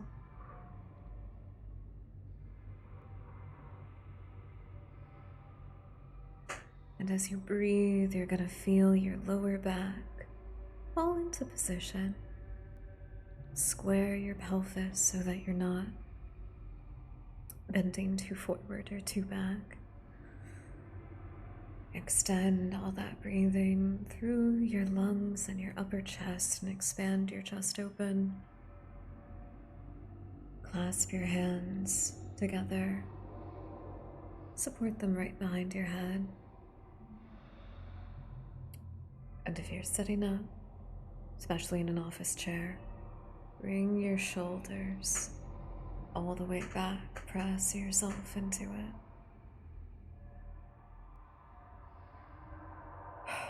Feeling the chest expansion, feeling the shoulders open up. Without lifting the shoulders, put the hands above the head, straight up.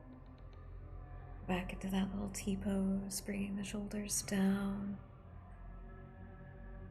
We're doing a little stretch massage here by lowering and raising our arms to crunch up any of that compacted space in between the shoulders. This helps extend up the neck and make the posture better. Taking a deep breath in, imagine that you are a marionette on a string. And there's a string that goes from the tippity-tip-tip top of your spine and pulls everything nice and taut. Breathing again, checking, squaring the pelvis, pressing the lower back into your chair, opening up the shoulders and the upper back, pressing, bringing the chin up. And breathe, let your body relax into that spot. You're supported, your lungs are open. You can feel that oxygenated blood coursing through your whole body. Now that we have our median to come back to, we're going to do some neck stretches. First one, you're going to take your head and you're going to bring your chin to your chest, leaning forward. You don't have to press it if it doesn't feel good. Just bring the head down. Very deep prayer, if you can.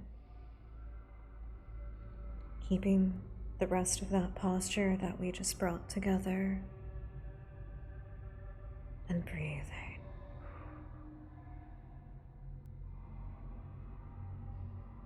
You should feel it radiate down from the tendons that are in the very, very, very, very back of your neck, on either side of your spine. And we'll go down across the top part of the shoulders. That's what we're stretching right now, all of that area. We'll come back to center.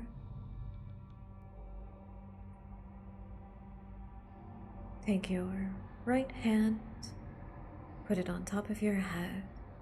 Don't pull, but let that weight of your arm bring your head to the side, as if you were touching your ear to your shoulder, but keep your shoulder low though. Maintain that good posture we were working on.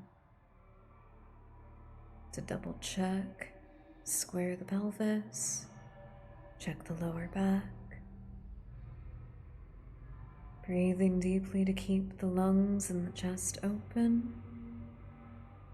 And don't look down. Keep your eyes up and looking out ahead of you.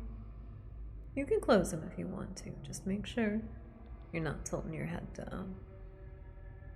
If it cracks, if your neck cracks, especially gently, that's okay. We're going to return to center, deep breath. And we're going to take our left hand, top of the head, and lean the other way. I really hope to get super good tracking one day so I can show all of you the stretches that we do.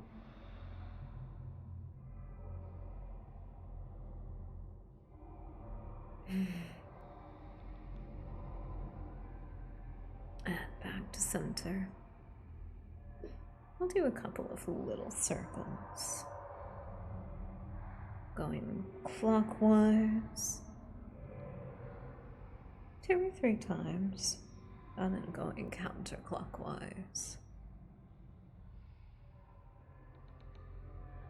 I hear a lot of crunching in that part of my body whenever I move it around. It kind of sounds like a pepper grinder. I have a lot of very intense tension in my neck and my upper shoulders and just everything there. If you sit at a computer, especially if you're a depressed little gremlin, you might be holding some tension in that area of your body. A nice gentle massage. Taking your 2 middle fingers, your middle and your ring finger, placing them just below those little bumps that are at the base of your skull at the back, and doing little circles all the way down the tendon into the shoulder, into that area that we talked about.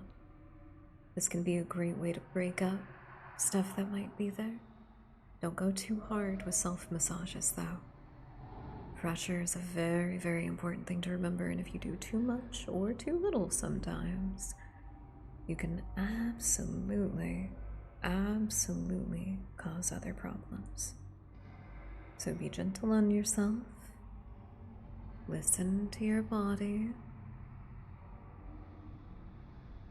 This is relaxation, not metamorphosis. Because I know there's some... Thank you for the metaphysical headpads. I'm so happy for her that she's getting them instead of me.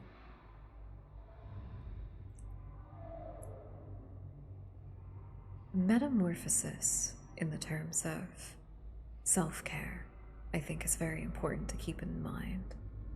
Sometimes there are things that we don't like about ourselves, and we're allowed to not like those things. Humans naturally are incredibly unrefined creatures, and we have a lot of opinions about ourselves and about other people and about how other people see us and how we present to those people and how we present to ourselves and everything. We have a lot of feelings about that, and so it's okay to not like something about yourself. To hate yourself for something that's different, especially when you work to change it. That self-hate is very rarely something that is conducive to real results.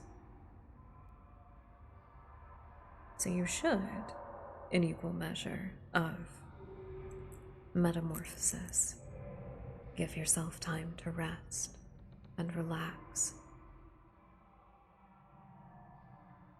Give yourself time to breathe. Take it from somebody who gets a lot of endorphins from working out. It's still very important that I pace myself. I don't want to fuck up my potential progress by not allowing myself the rest period in between phases of metamorphosis. Oh, wait a minute. I forgot. I need to make a note of something. It's been a few weeks. I need to take my measurements for my workout progress. It's been a minute. I'm very excited to see the progress I've made. My biceps definitely got bigger, which I'm happy about. They look really good. I'm allowed to shit talk my brain, but I don't want to be mean to my body. Well, thank you so much, AssClap200, for the follow. We appreciate it. Welcome in. Brand new Dust Bunny has joined us. We're happy to have you. I hope you're having a lovely, lovely night. We, unfortunately, have a very short ad break that will pop up here in just a moment, my dear Dust Bunnies. It seems like they've been fairly short, so I think I'll just let this one play while I pick out our next story for the evening.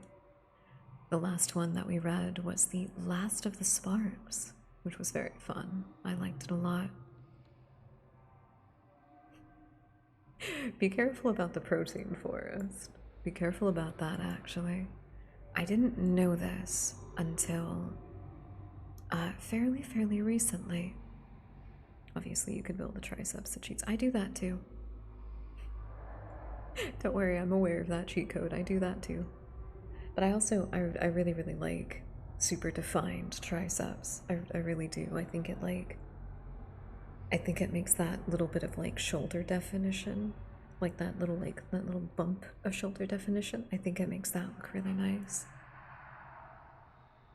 I have a lot of opinions about anatomy, forgive me. The last story that we read was Last of the Sparks, which is a story about somebody who very prophetically gets a book from a woman that tales of the deaths of all of his family members. What is this one? Okay. I'm gonna screen this one while the ads play real quick. If anybody does get an ad, please take some time to take care of yourself, as it is oh so important to do so. I keep forgetting to breathe.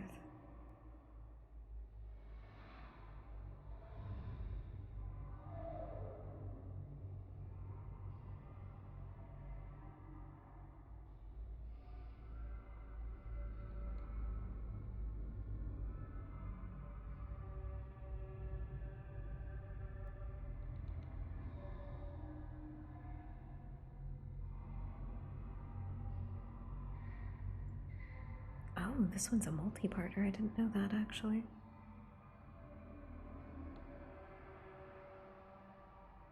I think I'll just read part 1. I was like, ooh, more story. Then I was like, ooh, more story, which sometimes happens with creepypastas. That's okay, though. That's okay, though. If it's not for me, it's not for me. That's all that matters. Win gains. It is. It is. I've been very proud of a lot of the physical progress I've made recently. Reload, welcome in. I hope you're having a lovely, lovely night. Also, thank you for the hydrate reminder, Rudier. I appreciate it.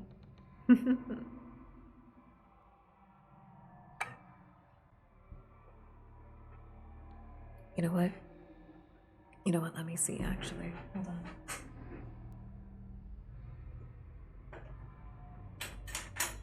It's easy enough to do. It's easy enough to do, and I keep getting distracted tonight anyway, so it's fine.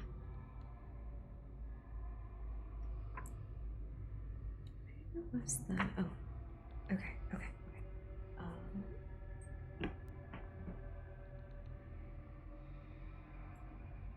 Oh no! I didn't write down my bicep. Aw. I didn't write down my bicep mass, man.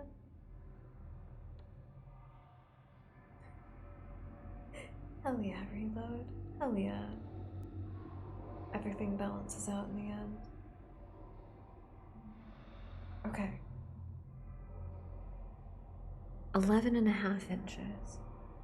That's how big my bicep is.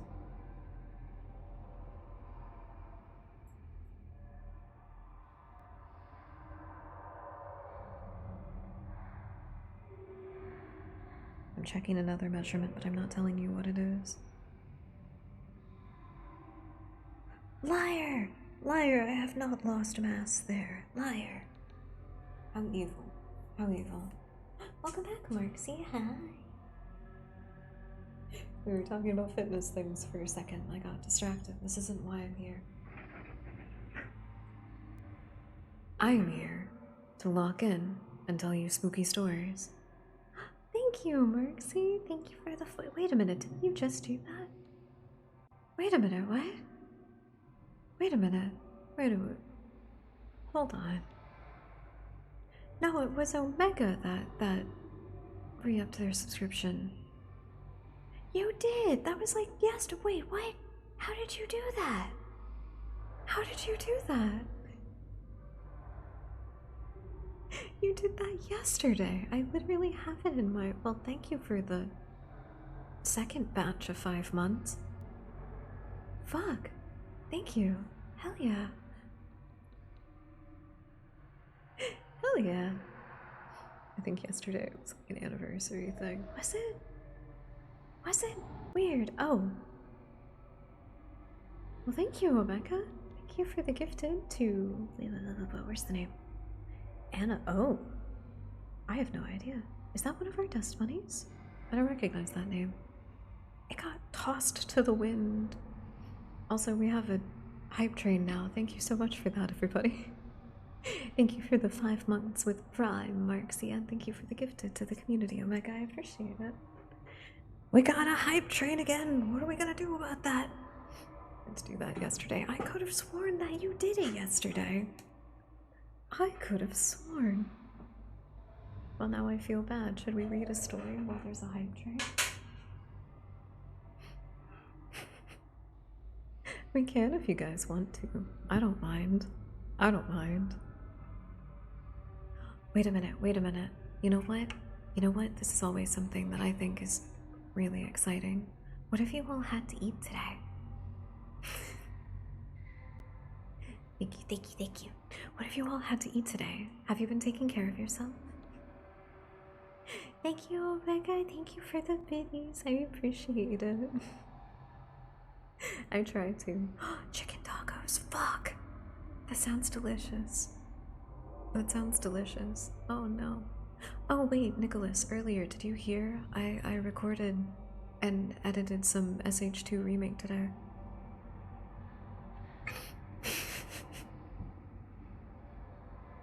I'll do it too. I will cry. I'll do it. Uh-oh. Uh-oh. 2 big bowls of spaghetti with cheesy bread. Oh man. It sounds so good. Oh my god! Thank you, thank you, thank you kindly. I do appreciate it. You guys don't have to do that. You don't have to do that! You don't have to. It's not necessary. You don't actually want to see somebody cry. You don't actually want to see somebody Thank you for another gifted to the community, Omega. I really appreciate it. Oh hey, Reload. I know Reload will love that. Reload loves the emotes. Hell yeah. Hell yeah, but when it's that close I had to. Oh, it's fair. That's fair. I like everybody's generosity being fueled by OCD. I'm not gonna lie to you, that is the most like girl failure support group ass shit I've ever fucking seen. I love that everybody here is compelled whenever a hype train pops up because they want the number to go up because of obsessive compulsive tendencies. You are seen. You are heard. Why did you redeem it? Type moment. Wait, what did you mean? What do you mean, redeem what? I don't know what you mean, I didn't redeem anything. There's a meme. Wait, which one? Which one? Did it not play, or? Uh-oh. Z Chris, thank you so much for the follow. Welcome in. I hope you're having a lovely, lovely night. A scammer is like, why did you redeem? Oh, oh. okay, okay.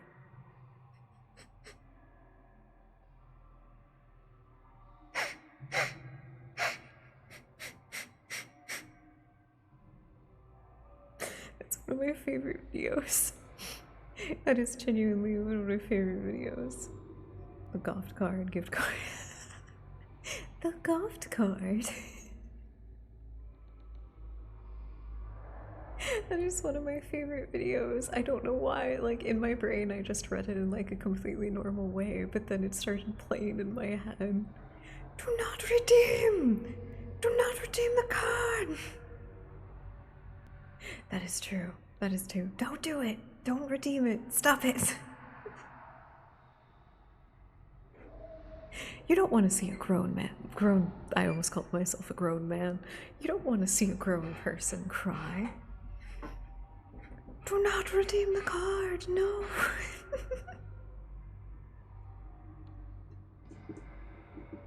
Hey, at least you're taking care of yourself.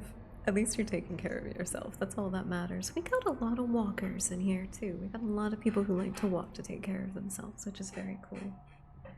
Ooh, manifest all of our girlies getting like little at-home walking treadmills so you don't have to go outside and be around weird people. I manifest for all of you walking treadmills that are accessible and help you meet your goals without having to be put on the spot by strangers. Strangers scare me, so I get it. I get it. I'm not gonna make people feel bad for being afraid of randos outside. You've seen how randos act in video games.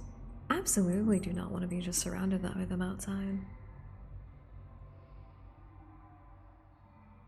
Now I'm just watching the hype train because I'm like, well, I'm gonna get an emote at the end of this anyway. Ooh, which one am I hoping for? Ooh, since it's like, oh, I kind of want the tea one. I don't have the spill the tea, and that one's really cute. I like it. I mean, there's loads of others that we can get other days, but I really want the tea one. That one's so perfect. I lived when I stopped being able to walk. Oh, I do that too. I do, what is that? I do a weighted Pilates arm workout sometimes while I'm on the treadmill. It's very, very helpful. It's really good for the posture. What would you like for your redeem, Omega? I do have a story queued up, but if you'd like to, you can put in the redeem.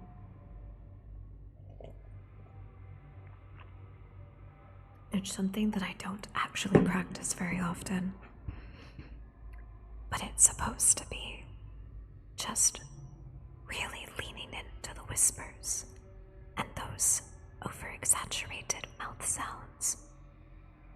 In general, as a category, mouth sounds are usually like these little, like pops and like the wet noises that people make when they're talking at this register. But we can also do the really breathy whispers, which according to my understanding can be enough to elicit the asthma response. I've trained level 2 complete.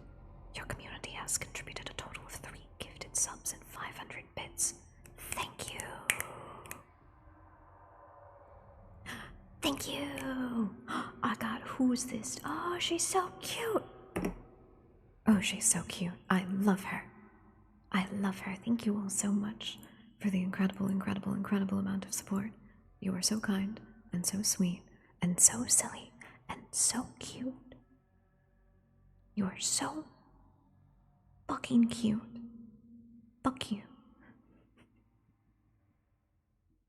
Don't make me be a problem. You can be a problem if you want to. Anybody can be a problem. You're allowed to. I don't know why we tell people that they're not allowed to be problems. I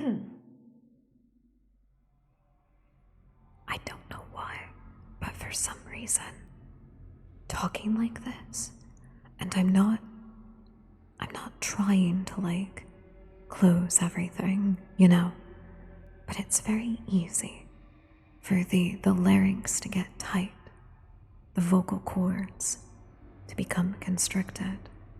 It's very easy, and I don't know why.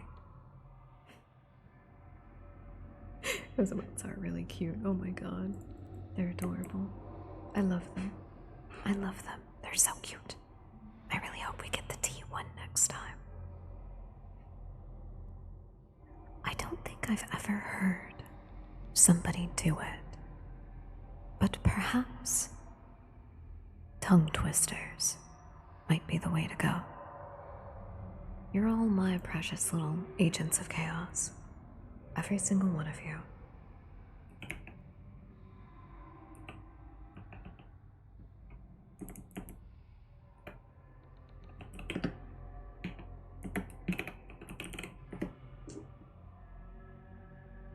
Cute cactars. Oh, they are adorable. They are adorable. You do, which is fantastic, honestly. You're allowed to. You're allowed to.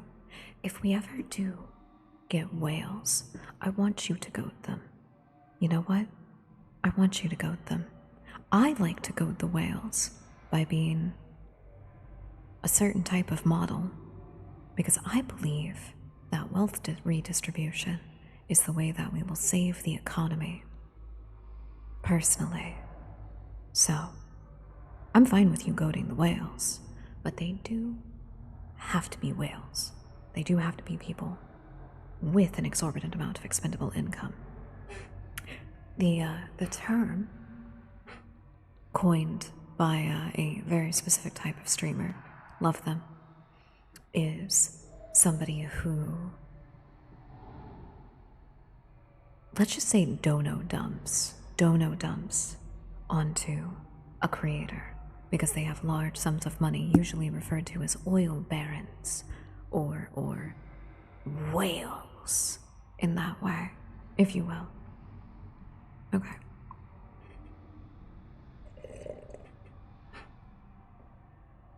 Let's try some of these silly whispered tongue twisters.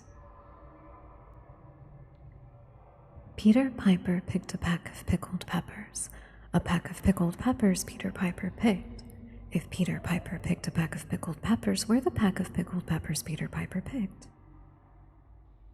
Not bad. Not bad. Possibly. Possibly. You can never be too sure. It's the whales, they're lurking. They're always lurking in the water. Perhaps if we were to get a whale, it would instead be some kind of monstrous sea serpent, here to infect us with the horrors that is its vistage.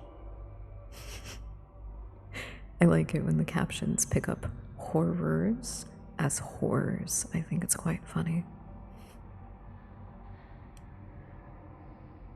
Betty Botter bought some butter, but she said the butter's bitter. If I put it in my batter, it will make my batter bitter, but a bit of better butter will make my batter better. So 'twas Betty Botter bought a bit of better butter.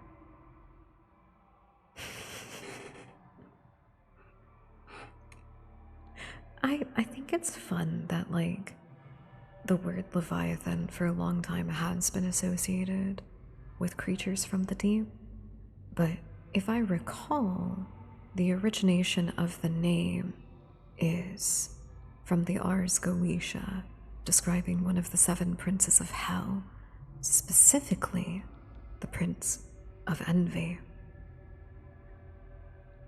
if I recall correctly. How much wood would a woodchuck chuck if a woodchuck could chuck wood? He would as much as he could, and a chuck would much chuck wood, as woodchuck would if a woodchuck could chuck wood. Thought a philosophy book. That's so cool. That's so cool. Vestige is the word, you mean? Vestige? Is it not vistage? Are you sure? Are you sure? I think it's vistage. A trace of something disappearing but no longer exists. No, I'm in Vistage.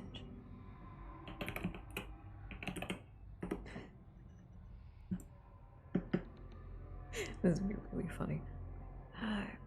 Or how do I... Wait, maybe I'm not spelling it right. Hold on. No, it still did Vestige. But you can use Visage. Is it just face, though? Are you sure? Are you sure?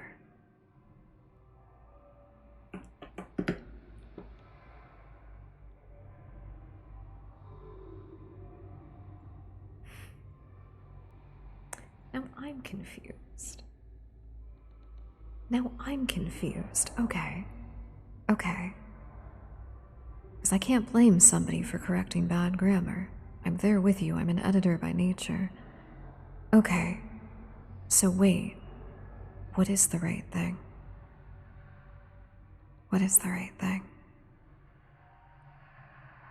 When I describe the monsters of Silent Hill as vestiges of humans, a facsimile of parts that is familiar yet uncanny, is it visage? Is it visage? Is it vestige? I'm so confused. I have no idea who they are, so I'm so sorry to tell you no. Nothing immediately came to mind upon the probing of their names, so, I must unfortunately say probably not. Unless I just don't remember the names, because I'm terrible with names. I'm so bad with them. Ah, okay, they are philosophers. That's what I thought. What was Ruko's? I think I remember. Development of modern political, economic, and education. That was it. Okay. Vestiges. Okay, then I've just been missaying it. I don't... Okay, so I've just been missaying it then.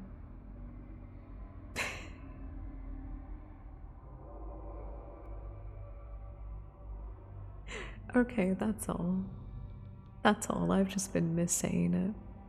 Thinks people are naturally good and society corrupts people, and he is based as fuck for that. Yeah, okay. So this is the fucked up part about really liking philosophy but being really bad at keeping track of people's names, is that I am familiar with that. I'm familiar with that philosophy. I would even say that I am a firm believer in it personally, especially from an economic, political, and educational standpoint. Society absolutely corrupts the human soul. Absolutely. Hobbes thinks that humans are inherently selfish and competitive, and that human beings would basically kill each other without society. Fuck ass, bitch ass, that's what I call him. But yeah, no, I agree with Ruko. I think people are naturally inclined to goodness and cooperation because it is the thing that has been the most evolutionarily beneficial to us. Because society is a structure behind an agenda. There is somebody who wishes to put together a hierarchy so that they can stand on top of it and enact their will upon others. That's why it corrupts and breaks down the soul. There's no need for society if we can all live in a way that makes us happy. But perhaps that's a discussion for another day. Apologize greatly. No, you're fine. You helped me nail something down. I like visage, though. I like saying visage. I also got distracted in the middle of doing the very heavy whisper tongue twisters. Did that elicit ASMR for anybody? Did you get the myrrh feeling in your ass? Did it work? I hope so. I always hope so. It's hard to tell until I play it back later. But, very specifically, before we get into our next story, please allow me to thank all of our lovely dust bunnies for spending some time with us tonight. I can see very, very, very, very, very clearly that we have a lovely, lovely array of all kinds of people hanging out with us tonight. And I'm very, very appreciative. So thank you all so much for being here. Would you like another scary story? Our next one on the agenda, originally posted to r/no sleep, Saturday, December 20th, 2024. Ridemene, I think is the name.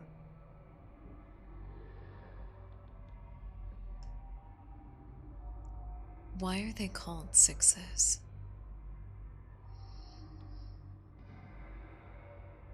I want to tell you the story of my life and the strange things I've seen, and before I do, I want you to understand that my actions in the end had their reasons.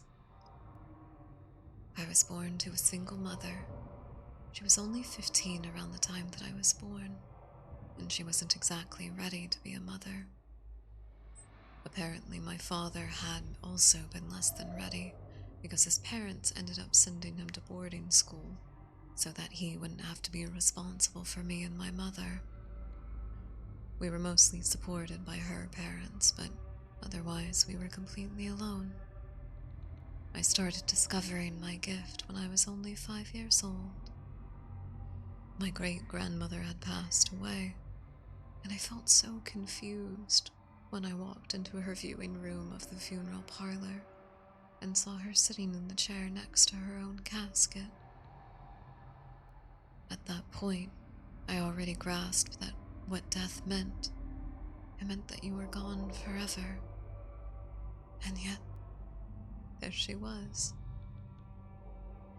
My confusion was overpowered with my relief.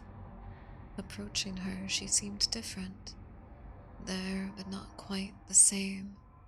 Like when you're picturing something in your head, a hazy memory. Your eyes are open and you're clearly seeing what's in the room, but something's entirely different at the same time.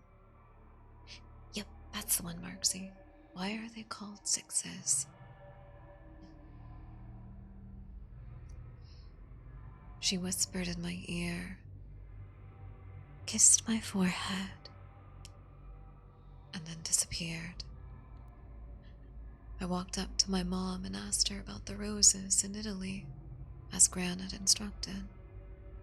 To this day, I still don't know what that meant, but it was something important enough to make my mother fall to her knees. She held me, and that was the only time that I remember feeling that she truly loved me. Oh wait. Marksy, did you want to read along? I can just link it to you. There you go. Sorry, I had never thought about that being a possibility. If you guys ever want to read along, feel free to let me know. I get doing that. It helps me remember stories a lot better, especially when I'm listening to like an audiobook or something like that.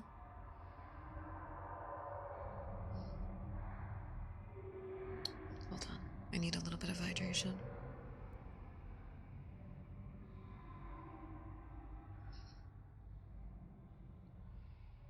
As I grew, my gift became a little more apparent.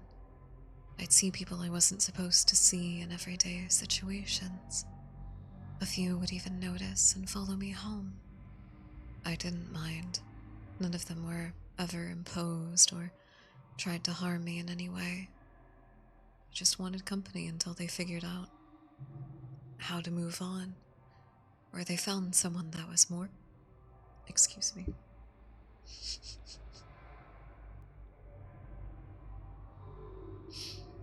I always forget that drinking a lot of water suddenly gives me the hiccups.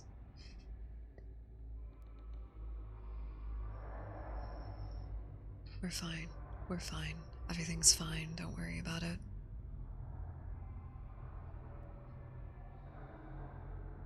None of them ever imposed or tried to harm me. They just wanted company until they figured out how to move on, or they found someone that was more interesting to follow around. I'd talk about it as if it were normal. My mother put forth no effort to stop me, but still acted embarrassed when I did it around other people. No one took it seriously, though. Not like Mom did, honestly. I think she feared me for a little while. When I was about 8, things started to change, and it was all due to my mom meeting a man named Mike. He was slinky, he smelled bad, and he talked far too loud. Still, he had a more stable job than my mother did, so she fell right into his lap. He wasn't a horrible man at first, just greedy. My mother told him about my gift, and he came up with the master plan to use me as a pay pig, post my name up in the phone books as the world's youngest psychic. I don't know if he even believed my gift was real, but he learned otherwise eventually. That's how I started talking to dead people and made a living when I was just beginning to learn multiplication. Thank you for the reminder, Lazy. We will.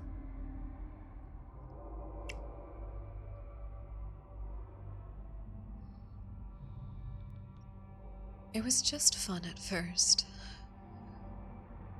When it wasn't the same old tell my mom I loved her bullshit.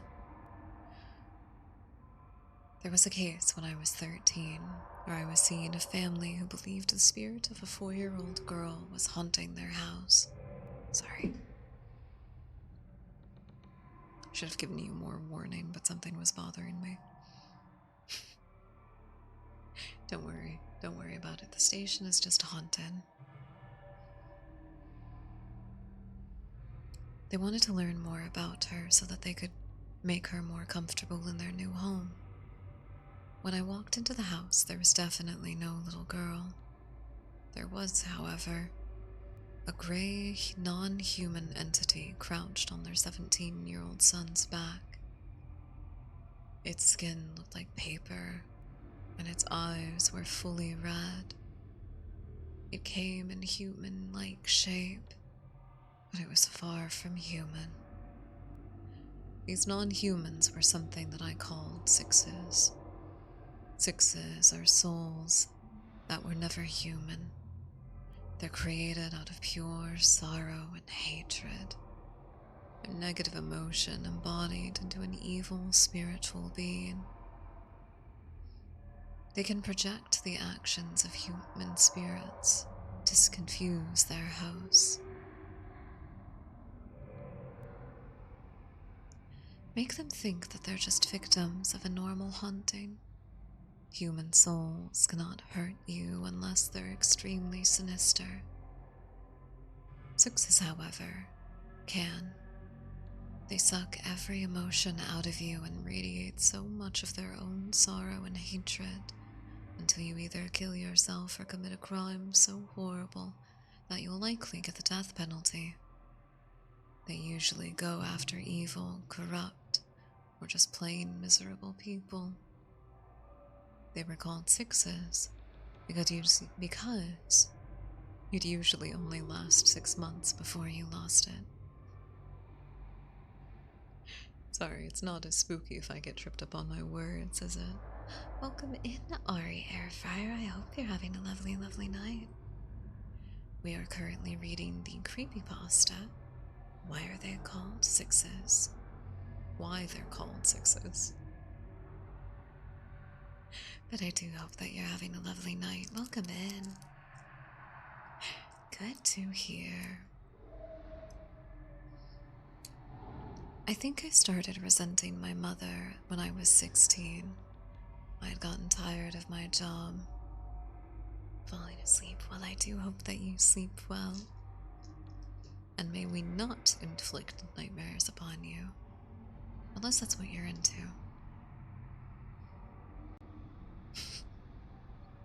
And thank you for the follow, Ari. I appreciate it. That's very kind of you. Welcome to the community. Amen, though. Amen, though. think I started resenting my mother when I was 16. I'd gotten so tired of the job. Everyone in town knew me, all the kids at school called me a freak.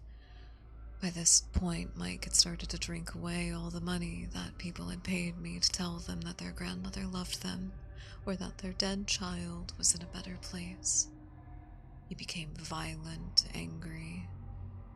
He hit my mother, and she just took it for a while. And she started to blame me. If you never would have started talking to that fucking Casper, maybe we wouldn't be in this situation. Completely ignoring the fact that he was her boyfriend, not mine. Not long after that, he stopped hitting her and started hitting me. And then she did too. Only months later did I start seeing sixes roaming around whenever my parents were nearby. I watched this without a word, still allowing them to escort me to jobs. At first, the sixes would stay far away. I'd see them out of the corner of my eye, out of the window across the street. They creeped closer as time went on, very slowly. My curiosity heavily outweighed my fear. I had only ever seen them on people's backs. I became a bit more startled when they stood at our windows. They knew I could see them, but they disregarded me. I said nothing to my mother the day that I watched one crawl onto her back and latch its gaping, teethed mouth onto her shoulder. I wasn't surprised when I saw another on Mike's back later that day. I thought about telling them, calling up a specialist to help get rid of the sixes that had only just begun to drain my sad excuse for a family. And then I thought about finally being alone. Never having to do jobs that they told me to, never being subjected to a drunken lecture about my responsibility to support my family. Never explaining my bruises away to my teachers. So I didn't tell them. I just waited. There is a part 2, but it is drastically different. So for me, I think we will end that story there. But if you are interested, there is more to the story. I like that one quite a lot. I hope you liked it as well. Absolutely. I do have to check them out and screen them, but we've got a couple on here that are from other people's suggestions. Which one did you have in mind? I don't read any of the joke ones. I guess I shouldn't say that. Wouldn't you believe it, Ari? We have read that one before. Wouldn't you believe it? I was about to say that's the other thing, is I have read quite a few of the classics. That's what we're trying to make our way through. I want to read as much of the older ones as possible. I know, right? That's very fun. We have not, actually.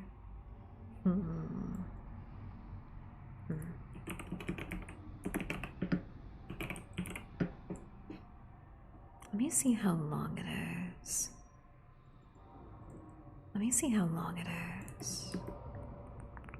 I'm familiar with the story, we just haven't read it together before. You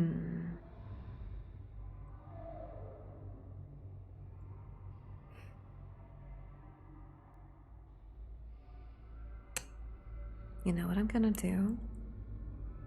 I will add this. I will add this to the list, but I'm going to try to work really hard to get everything together to do it as a live radio play kind of thing. And then maybe convert that over to a YouTube video, essentially. If you guys are okay with that. Because I am familiar with the story myself. I've read it before, I've heard it read a couple of times.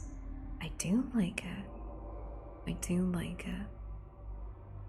But I think we could do something really fun if we add even just like some little specifically custom done sound effects. And I'd like to do that. I'd like to do that for everybody. I have not, and I don't mean anything bad against it. It is a little bit more on the joke side for me personally. I do also personally feel that Tiki Toby is a little bit distasteful. But I get to say that because I have verbal tics as a part of my thing. So I just not to be a killjoy. You're allowed to like it. You're allowed to like it. I'm not gonna take that away from anybody. I would just personally say that Tiki Toby is a little bit distasteful. not to be a killjoy or anything. I swear. I swear. Yeah, unfortunately. I may review it. I may review it and do it as its own video at some point. Maybe. Axeman from Miriko-chan, have I? Do I know what that is? I don't think I do. What is Axeman? I thought hook hand car door. Ooh, wait.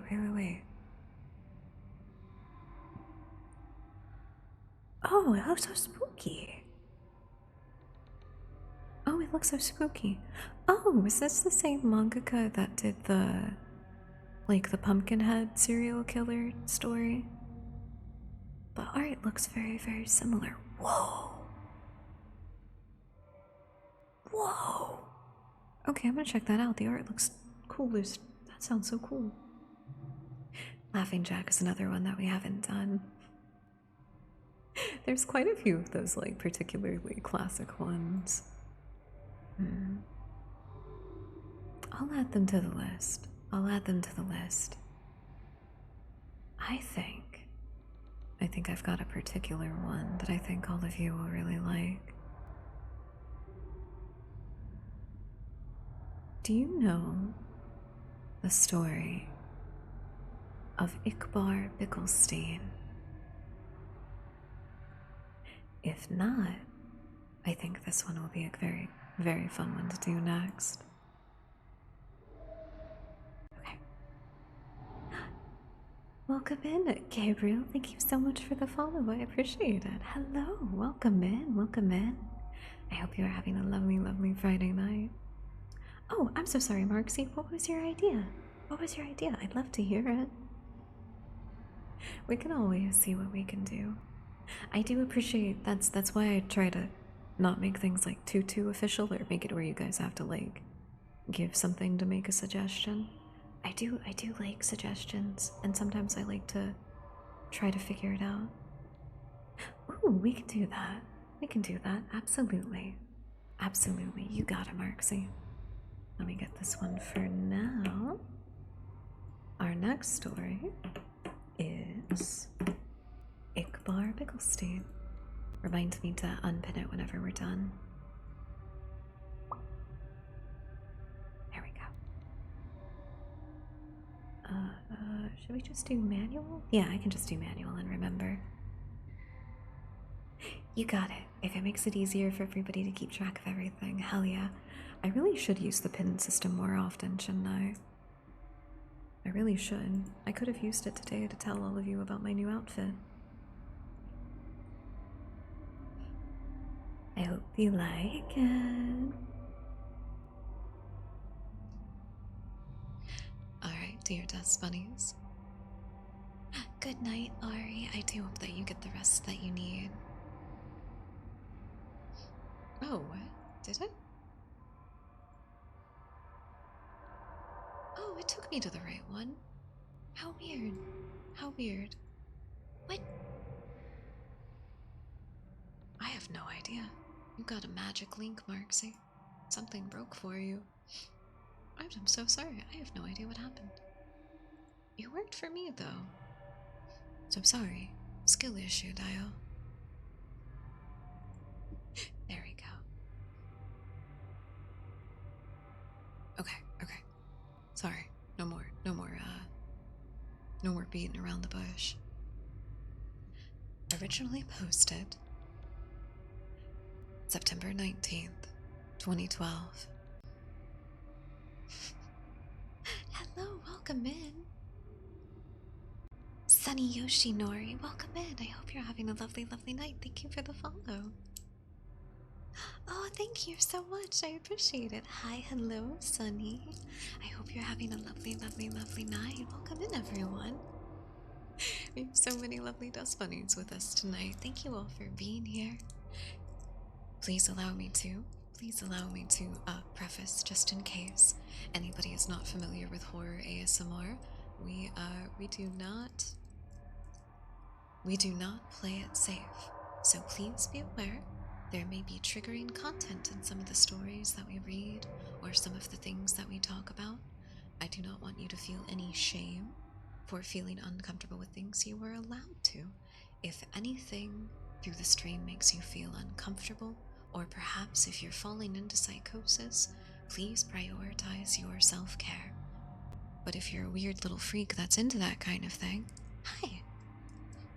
I hope you enjoy your time with us. You know what? Since you guys like the outfits too much, which I really, really do appreciate, we'll save a proper showing off for it for a little bit later. But for now, oh wait, let me put this. Let me put our menu down here. There we go. We'll put our menu here, and then we'll get extra spooky. Do you guys like reading horror stories with a little candlelight? I do.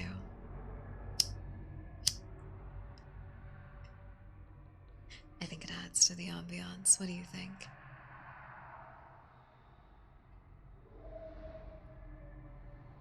So our next story, I think I would have to be much closer, but I can do that actually. I can be Eileen. That's my flesh tuber. That's us with RTX on. But it is very fun and spooky, isn't it? Ikbar Bigglestein. Posted originally September 19th, 2012. By Stefan D. Harris. When I was a child, I was afraid of the dark. I still am, but back when I was around 6 years old, I couldn't go a full night without crying out for my parents to search beneath my bed or in my closet for whatever monster I thought was waiting to eat me. Even with a nightlight, I would still see dark shapes moving around the corners of the room, or the strange faces looking in on me from my bedroom window. My parents would do their best to console me, telling me that it was just a bad dream or a trick of the light. But in my young mind, I was positive that the second I fell asleep, the bad things would get me. Most of the time, I would just hide under the blankets until I became tired enough to stop worrying. But every now and again, I would become so panicked that I would run screaming into my parents' room, waking my brother and sister in the process. After an ordeal like that, there would be no way for anyone to get back to sleep. Eventually, after one particularly traumatizing night, my parents had had enough. Unfortunately for them, they understood the futility in arguing with a 6-year-old and knew that they would be unable to convince me to rid myself of my childish fears through reason and logic. They had to be clever. It was my mother's idea to stitch together my little bedtime friend. She collected a large assortment of random pieces of fabric and her sewing machine and created what I would later refer to as Mr. Ickbar Bickelstein, or Ick for short. Ick was a sock monster, as my mother called him. He was made to keep me safe while I slept at night by scaring away all the other monsters. He was incredibly creepy, I had to admit. Honestly, looking back on it all now, I'm still impressed that my mother could think of something so strange and disturbing looking. Ickbar had the stitched together look of a Frankenstein gremlin, with big white button eyes and floppy cat ears.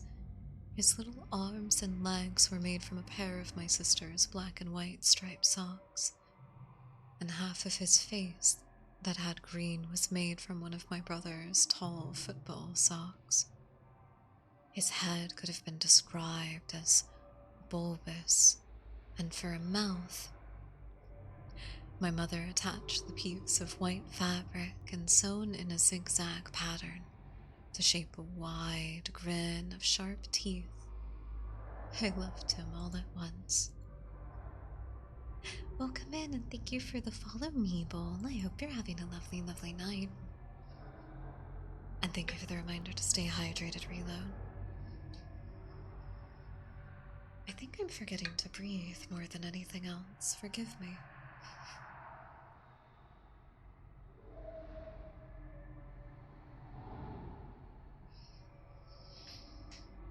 Deep breaths, dust bunnies.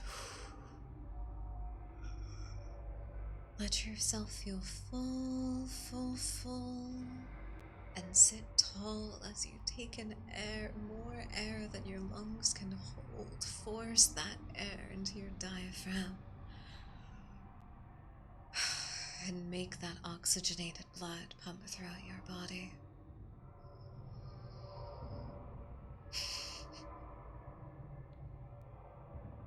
Hey, it's important too. I forget sometimes.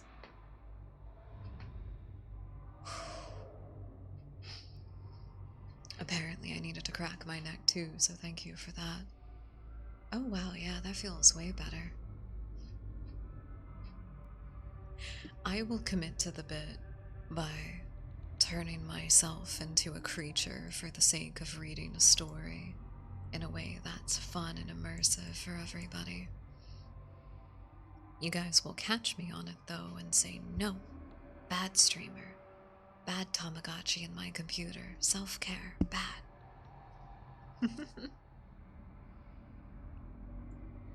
Which is very sweet. I wonder if any dogs or cats know how to pop their joints. I don't know if they know how to, but something that makes me very grossed out is that there is pet chiropractic. I don't like that, but I'm not gonna get into it. How?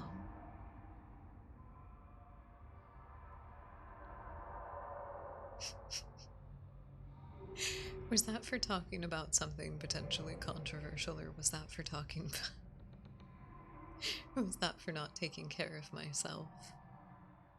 I think we all need to throw a book at Krusnik, because I don't think he's in bed and it's past his bedtime. I've seen those pet Chiro videos. See, I don't even know what that is. Oh, pet Cairo. I thought you meant like something specific. I'm sorry, I'm so bird-brained today. I'm so bird-brained today, I'm so sorry. Distract me, you probably can. Oh, hi, Emergency, welcome in. I hope you're having a lovely night. Are you gonna go full scorched earth on him? Full Devilman Crybaby? Oh god. Please don't, I love him.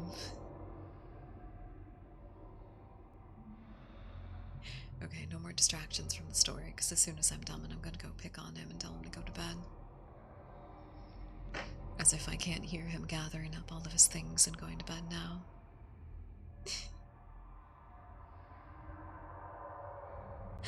No! Sunderland pillow treatment. Please, no. No, that's terrible.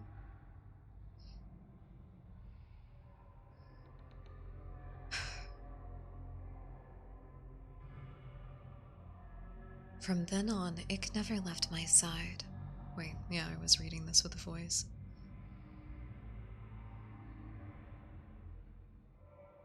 From then on, Ick never left my side. So long as it was after dusk, of course. Ick didn't like the sun and would get upset if I tried to bring him to school with me. That was okay. I only needed him at night to keep away the boogeyman, which he was very good at. So every night at bedtime, Ick would tell me where the monsters were hiding, and I would place him near the section of my room closest to the spookiness. If there was something in the closet, Ick would block the door. If there was a dark creature scratching at the window, he would sit pressed up against the glass. If there was a big, hairy beast under my bed, then under the bed he went. Sometimes the monsters weren't even in my room. Sometimes they would hide in my dreams, and Ikbar would have to come with me into my nightmares. It was so fun to bring him with me into my dream world, as he and I would spend hours fighting off the ghouls and demons. The best part was, in my dreams, Ick would call to me for real. "How much do you love me?" he would ask. More than anything, I would always tell him. One night in my dream, after I had lost my first tooth, Ick asked me for a favor. "Can I have your tooth?" I asked him why. "To help me kill the bad things," he replied. The next morning at breakfast, my mother asked me where my tooth went. From what she told me, the tooth fairy didn't find it under my pillow. When I told her I had given it to Ikbar, she just shrugged and went back to feeding my little sister. From then on, every time I lost a tooth, I would give it to Ick. He would always thank me, of course, and tell me that he loved me. Eventually, though, I ran out of baby teeth, and I was beginning to get a little too old to still be playing with dolls. So Ick just sat there on my bookshelf collecting dust, slowly fading away from my attention. Over time, the nightmares, however, became worse than ever, so bad that it even began to follow me into the waking world, terrorizing every dark corner or rustle in the bushes. After one particularly bad night biking home from a friend's house, where I swore a pack of rabid dogs chased me, I got home to finding something strange waiting for me in my room. There, on my bed, standing fully upright in the soft glow of the room, right from my window, was Ikbar. At first I thought my eyes were just playing tricks on me yet again. They had been all evening, so I tried to flick on the lights. Another flick of the light switch, and then another, and another, with no change to that darkness. It was then that I started to get nervous. I backed slowly towards the door behind me, my eyes never leaving the shape of Ick's silhouette, my hand awkwardly outstretched behind, reaching for the doorknob. I was just about to get out of there when I heard the door slam itself shut, locking me into that darkness. In nothing but shadows and silence, I stood frozen in place, not even breathing. But before long, I can't say. After what felt like a lifetime in cold fear, I heard the shrill, familiar voice. "You stopped feeding me. So why should I protect you? Protect me from what? Let me show you. I blinked once, and everything changed. I wasn't in my bedroom anymore. I was somewhere else. It wasn't hell, but the comparison wasn't far off.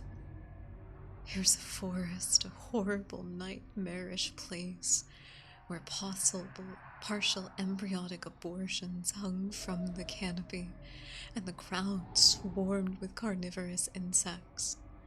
The thick fog wafted through the air, and with it the stench of rotting meat,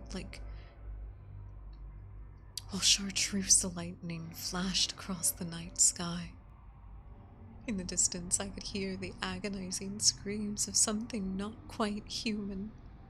My head throbbed like it was about to explode, the pain forcing out a river of tears. In my mind, I heard his voice again. This is what your reality would have become without me. I felt the earth shaking beneath my footsteps. I'm the only one who can stop it.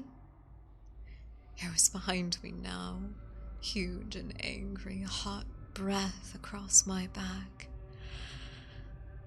Bring me what I need, and I will. I woke up before I could turn around. The following day, I raided my parents' closet for my brother's baby teeth, giving them all to Ikbar. Almost immediately, the night terror ceased, and I was more or less able to go about my life as normal. From time to time, I would have to sneak into my little sister's room and snatch what was meant for the tooth fairy, or strangle one of the neighbor's cats and pry out its sharp little incisors. Anything to ward off those visions, anything from a shark tooth necklace to a cavity ridden by cuspid. I began to notice that Ick would move about my room whenever I left for any length of time, rearranging my things and hanging additional curtains. He was even beginning to look more lifelike. In the right light, his teeth would glisten, and he was warm to the touch. As much as he creeped me out, I couldn't work up the courage to just destroy him, knowing perfectly well where that would leave me. So I went on collecting teeth for him. I collected them for Ick throughout all of high school and college. The older I got, the more things I would learn to fear, the more teeth Ick would need to keep me safe. I'm 22 years old now. I have a job and my own apartment and a pretty set of dentures. It's been almost a month since Ick's last meal, and the horrors are starting to crowd around me once more. I took a detour through a parking garage after work tonight. I found a man fumbling with his car keys. His teeth were stained yellow from a lifetime of cigarettes and coffee. Even still, I had used a hammer to get out the molars. When I got back to the apartment, he was waiting for me in the corner. 2 white eyes and mouths of razors. How much do you love me? He asked. More than anything, I replied, taking off my coat. More than anything in the world.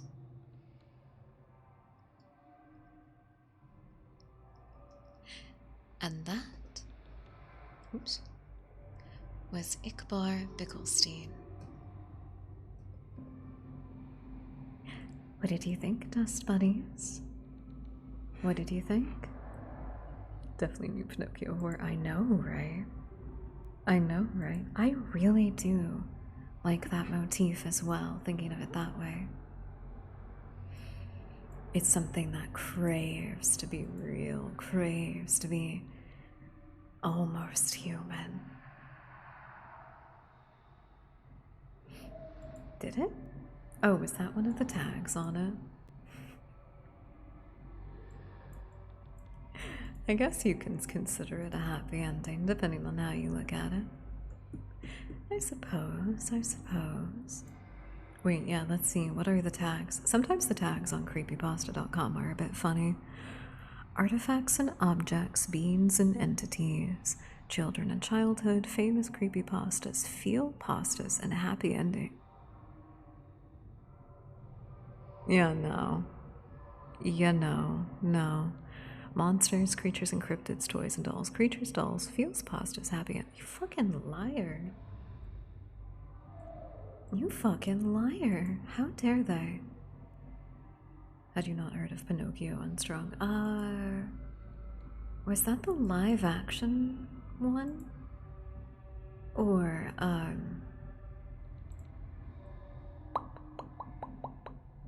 hold on.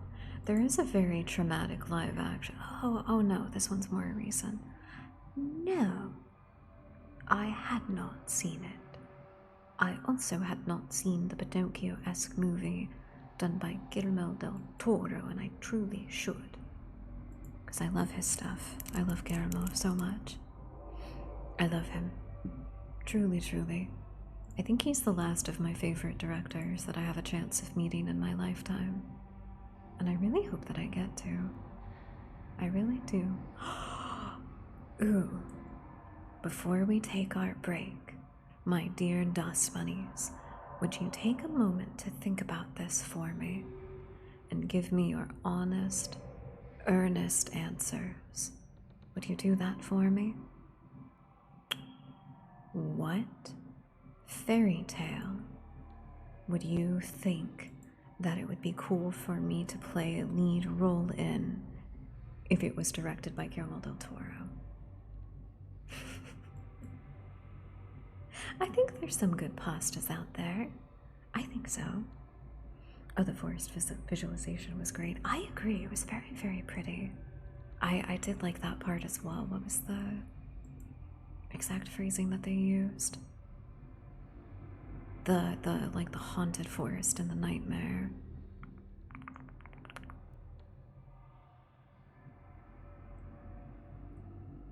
Where is that?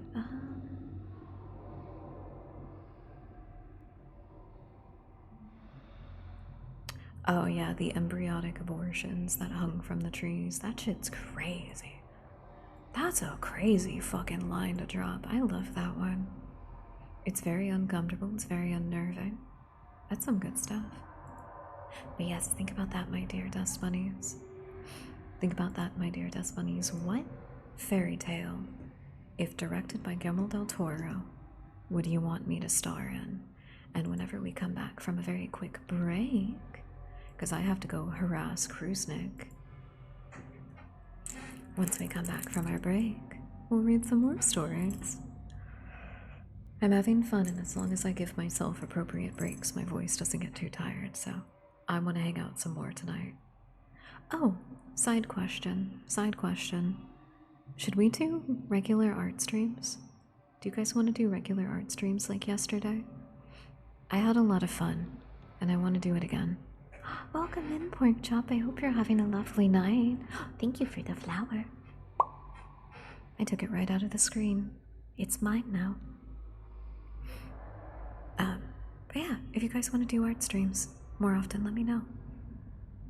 Alright, we're gonna take our quick break. We'll be right back. Thank you all so much to everybody who's taking some time out of their day to spend it with us. Please take some time to take care of yourself, and we will be back very soon. I'll leave you with some very moody Silent Hill music.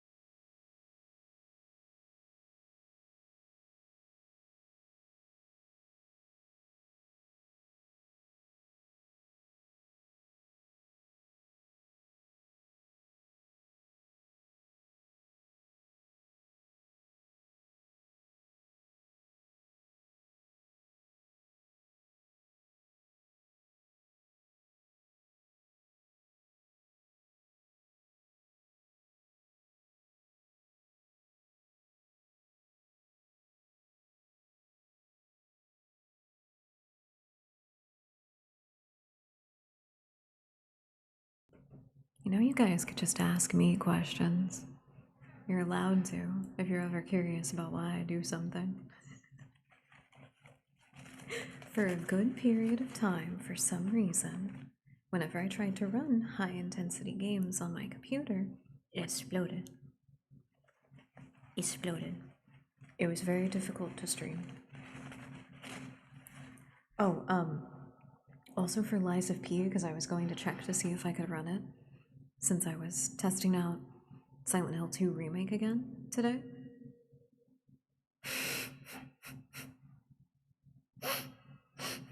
Shut the fuck up. Shut the fuck up.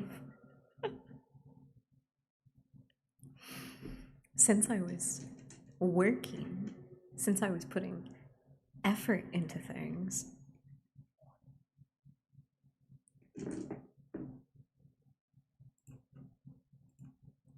since I was working and putting efforts into things today, I forgot. I only had Lies of P on Game Pass, and I don't think it's on Game Pass anymore. From what I was looking at, so I may actually have to just like completely purchase the game. Two,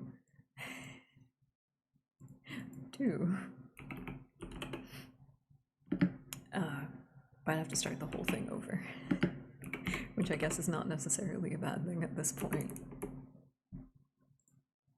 Let me look at those.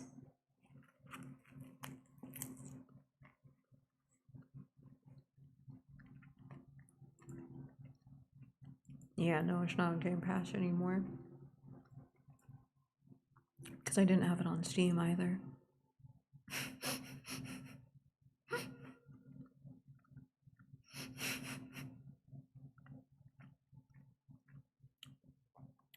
Well, good thing you can't. Good thing you can't. Which pose would you do though? I really like. I really like a lot of Bucciarati's interpretation of the Igbar ending. Oh, probably that person just basically becomes a serial killer that rips out people's teeth, and they probably like go to jail, and then Igbar hunts them down in jail. Maybe, or it could just all be like fucked up psychosis. It depends on how literally we want to take everything. Okay, sorry, I was trying to like scarf down my sandwich and be a little professional, but you guys can't see me eating anyway, so it's fine. Hi, welcome back. I am gonna finish eating my sandwich and you can't stop me.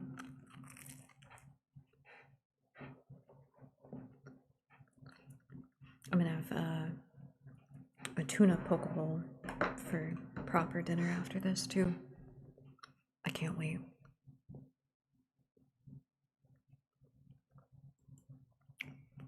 I do like it though. It's kind of just like a crazy fucked up ending. And I kind of just like those sometimes for creepypastas. It makes it feel like something that would get told around us like a campfire, you know? Like, have you ever heard the story of Ichabod Bickelstein? Oh, I don't know either. I'm very confused about that one. And not a happy ending.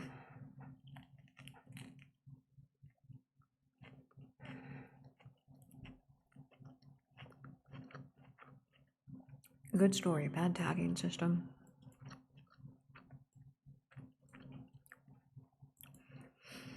And claiming they loved one another. I don't think Ikbar said that he loved the person. I don't think Ikbar said that he loved the person, but he made the person say that they loved him.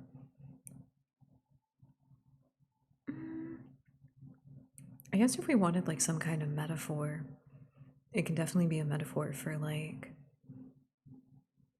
latching on to a toxic romantic partner whenever you're dealing with really severe mental health issues, you know?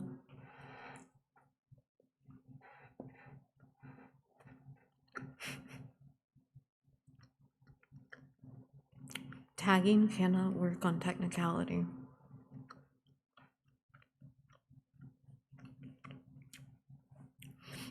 Exactly. Exactly. The if you love me, then you'll do this.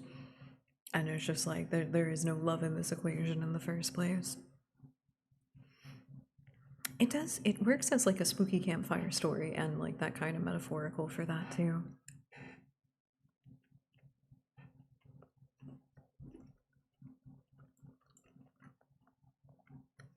Metalized tank theme. That sounds amazing. Do the vibes work with each other?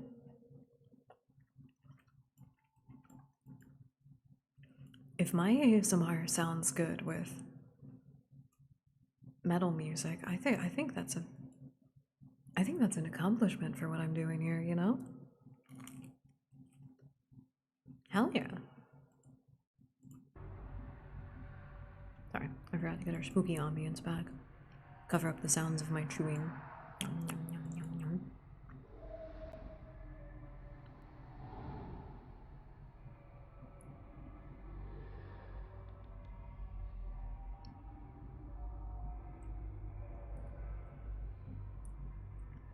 I'm almost done with my sandwich, I promise. I'm making you wait for it because I think you'll all be very excited for the next story.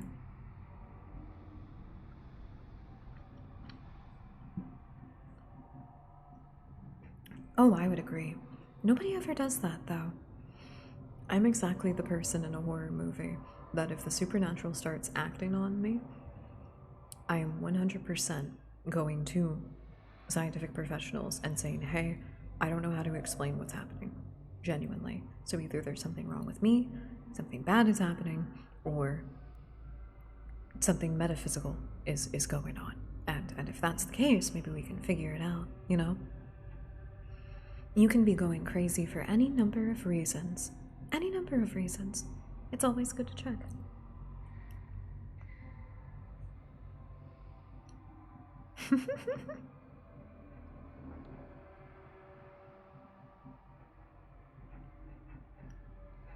I like especially video game music that has those really strong emotional ties.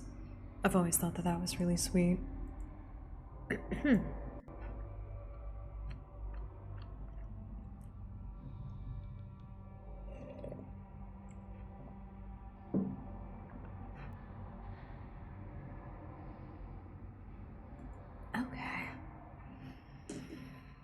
I have recuperated some of my energy.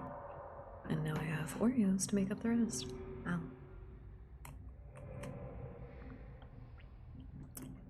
Pray tell, doth thou mean by experimenting with fireplace sounds? Pray tell, doth thou mean? Mayhaps accompanied by a delightful cacophony of rain and thunderstorm sounds?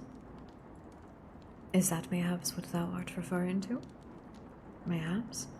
I'm sorry, I don't know what happened.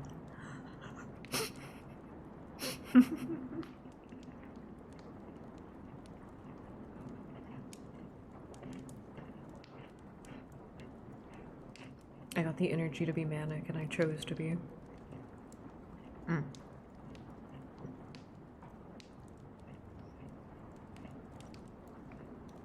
I found that a lot of Persona music is really good at that. Of having that like very upbeat and high energy kind of feel and then in context being incredibly sad.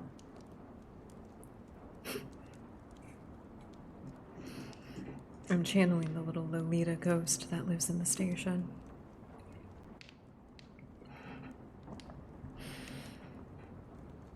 What kind of princess type would I be if I was one? I think I can just be a very fancy character. Well, I guess a Lolita does kind of count as that. Like, very Ojo-sama in the way that she demands quality. But there's a little bit of darkness and melancholy, you know? I could do that. Nicholas is the yellow dress wearing Ojo-sama, and I am the Lolita Ojo-sama. So you go ho ho ho ho ho, and then I'm over here probably with the monotone, heh heh heh.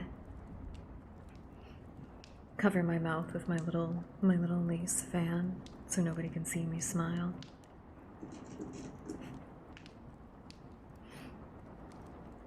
I like it. I like when people commit to the bit. I love it. bunnies. Are we ready for our next story? This is one a few of you have requested, actually.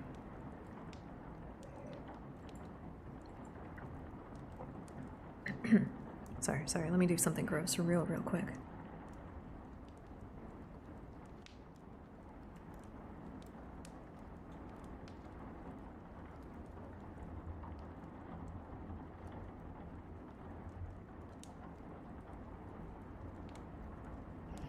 I can't be caught clearing my throat on stream. We can't allow that.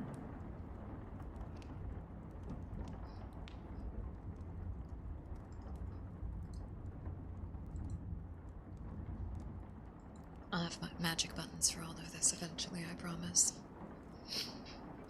But in the meantime, posted originally June 5th, 2009, Candle Cove.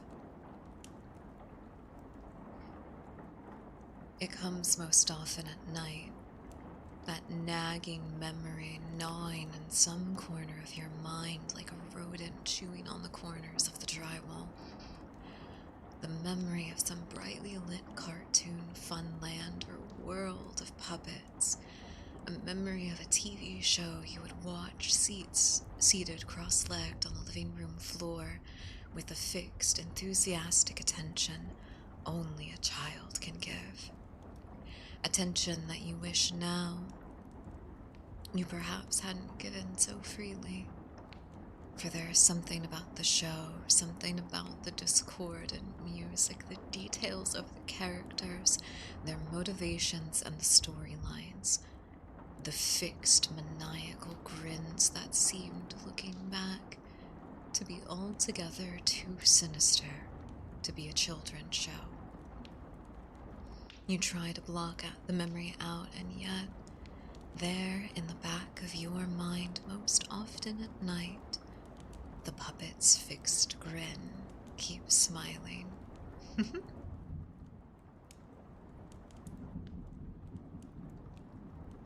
knew you'd be excited about this one.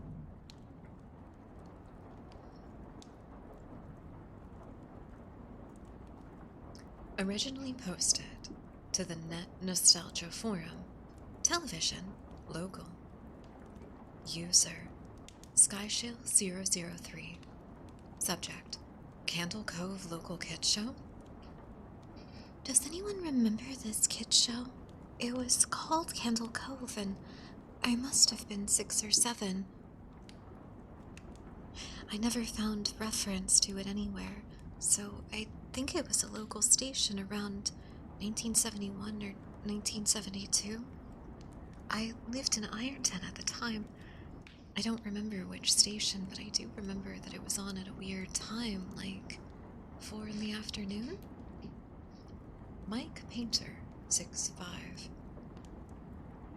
It seems familiar to me. I grew up on the outside of Ashland and was 9 years old in 72. Candle Cove. Was it about pirates? I remember a pirate marionette at the mouth of the cave talking to a little girl. Yes. Okay, so I'm not crazy. I remember Pirate Percy. I was always kind of scared of him. He looked like he was built from parts of other dolls, real low budget. His head was an old porcelain baby doll and looked like an antique that didn't belong on the body. I don't remember what station it was. I don't think it was WTSF, though. Jaren, 2005. Sorry to resurrect this old thread, but I know exactly what show you mean. I think Candle Cove ran for a couple of months in 71, not 72. I was 12 and watched it a few times with my brother. It was on Channel 58, whatever station that was. My mom would let me switch to it after the news. Let me see what I remember. It took place in Candle Cove, and it was about a little girl who imagined herself to be the friends with the pirates. The pirate ship was called the Laughing Stock, and Pirate Percy wasn't a good pirate because he got scared too easily. And there was Calliope music constantly playing. I don't remember the girl's name. Janice or Jade or something? I think it was Janice. Thank you, Jared. Memories flooded back when you mentioned the laughing stock in Channel 58. I remember the bow of the ship was a wooden smiling face with the lower jaw submerged. It looked like it was swallowing the sea, and it had that awful Ed Wynn voice laugh. I especially remember how jarring it was when they switched from the wooden plastic model to the foam puppet version of the head that talked. I remember now too. Do you remember this part, Skyshell? You have to go inside. Oh no, I got a chill reading that. Yes, I remember. That's what the ship was always told Percy when there was a spooky place they had to go in, like a cave or a dark room where the treasure was, and the camera would push in on Laughingstock's face with each pause. You have to go inside. With his two eyes askewed and that flopping foam jaw and the fishing line that opened and closed it. Yeah, it just looked so cheap and awful. You guys remember the villain? He had a face that had a handlebar mustache above really, really tall and narrow teeth. Username, Kevin Hart. I honestly thought the villain was Pirate Percy. I was about 5 when that show was on. Ugh, nightmare fuel. Pirate Percy wasn't the villain. It was the puppet with the mustache. That was the villain's sidekick, Horace Horrible. He had a monocle too, but it was on top of the mustache. I used to think that meant he had only one eye, but yeah, the villain was another marionette, the Skin Taker.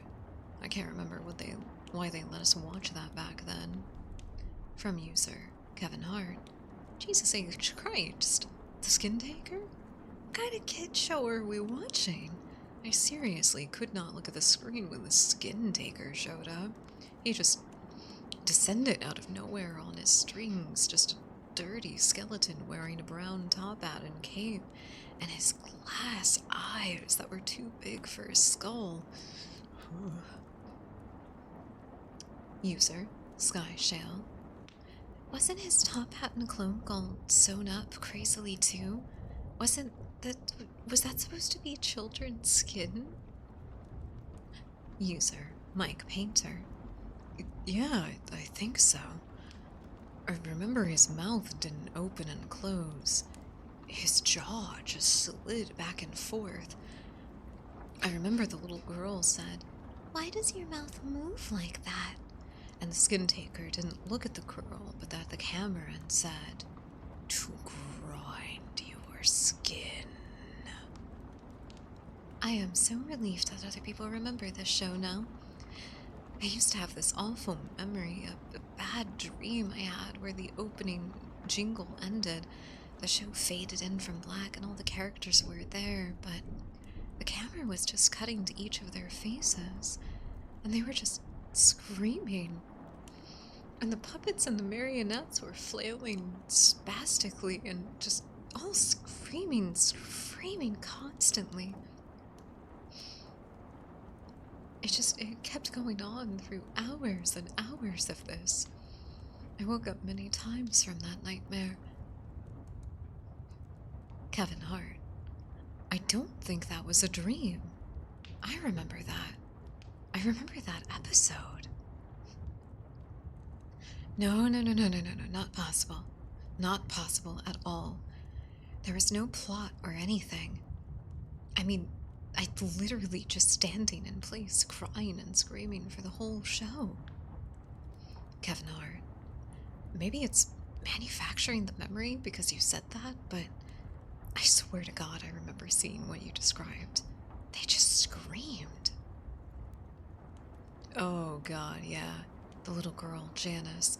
I I remember seeing her shake and the skin taker screaming through his gnashing teeth, his jaw careening so wildly I thought it would come off the wire hinges. I turned it off, and it was the last time I watched it. I ran to tell my brother, and we didn't have the courage to put it back on. I visited my mom today at the nursing home from poster Mike Painter. I asked her about when I was little in the early 70s, when I was 8 or 9, and if she remembered the kids' show, Candle Cove. She said she was surprised I could remember that, and I asked why. She said, because I used to think it was so strange that you said, I am going to go watch Candle Cove now, Mom. And then you would tune the TV to static and just watch dead air for 30 minutes. You had such a big imagination with your little pirate show. Credit? Chris Swab.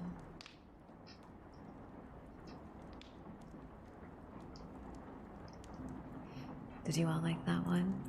Candle Cove is a classic. I hope you all liked it. It's very fun. It's very fun. Let me see if there are any strange tags on it, because I didn't look at it. Oh, wait a minute. Was that not the end of it? Origin development. Wait, what? Oh, there's a lot of... Oh, there's a lot of, like, author's notes on this. Oh, this is fun.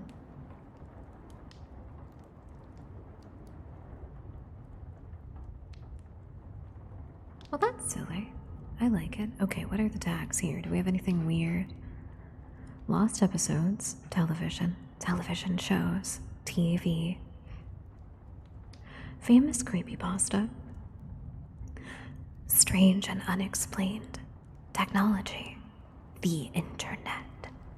The deep web. / America. Candle Cove Creepypasta, Candle Cove Creepypasta Story, Candle Cove Origin Story, Candle Cove Original Story, Candle Cove Story, Creepypasta Classics, Chris Schwab. And that's it. Did you guys like it? Candle.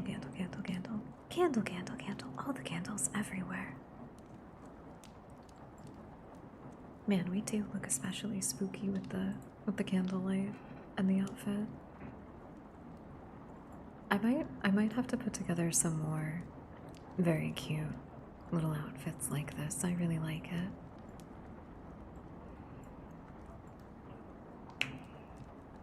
Oh, sorry, I forgot to stretch earlier. Do a little after story decompression. It is really cool. I say it every time, and I'll keep saying it every time. It's really cool to see the bottom of the screen fill up with dust bunnies when there's so many people hanging out with us. So, I like to say thank you all so much for taking some time out of your day to spend it with us.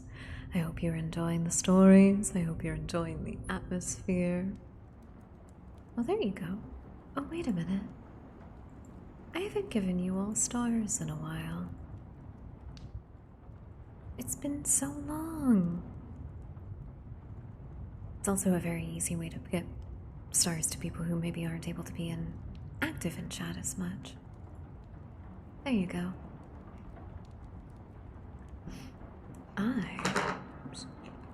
While you guys are doing that, I'm gonna eat my last cookie real quick.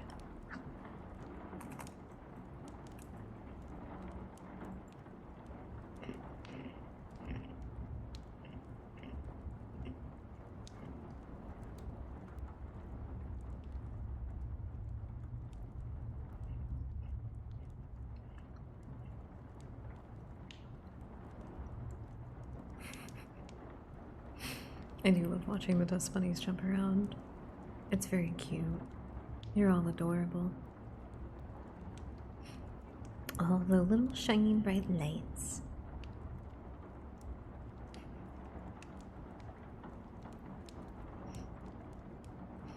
Every now and again while I'm streaming, I like to check the news just to make sure that the outside world still exists.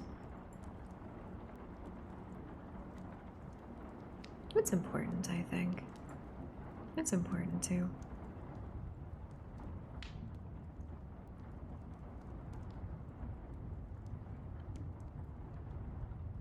Okay, yeah, seems like we're all okay.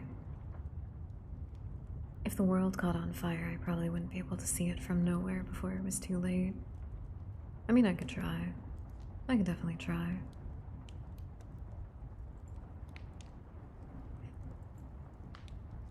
Alright.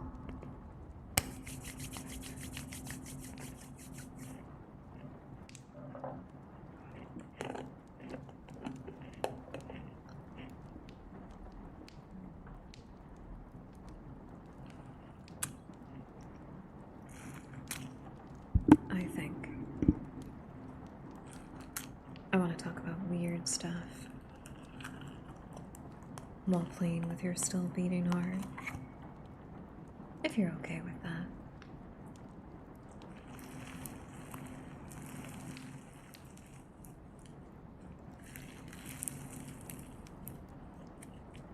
I actually don't know what kind of esotericism to talk about, never mind.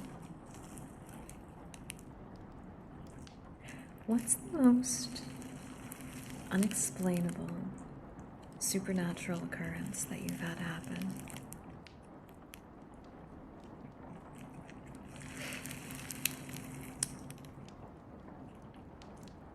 A virtual bakery? What do you mean by that? That would be a fun thing to do on, like, the official website. Make it to where users could collect little pastries. But what do you mean by that? I'm so curious. Paint a picture for me.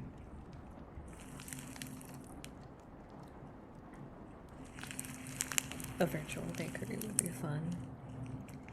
I guess we'll have to do that if we ever play an MMO. It's an actual bakery. Oh, that's what you mean. That would be fun. I do want to order. I would have to order, but they do have shipping services. I would love to order some baked goods from this particular, I think they're just called the Vegan Bakery. And they make these beautiful Memento Mori style Valentine's chocolate boxes every year. I really want to try them. Let's see. I think in my bakery, I would mostly do cupcakes and puff pastries, like danishes, with cream cheese and jam. Memento Mori. The phrase Memento Mori is remembrance that one will die. It is a reminder of death. And so, as an example, taxidermy is considered a type of memento mori. Is a physical item that is there to remind you of death. There's other stuff like Victorian cameo necklaces that were made specifically to honor those who had died.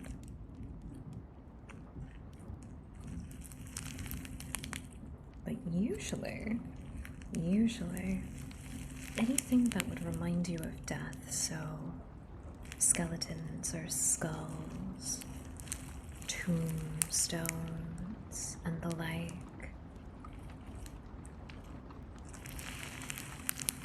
Stuff like that. That's the best way I can describe it, at least. Let me...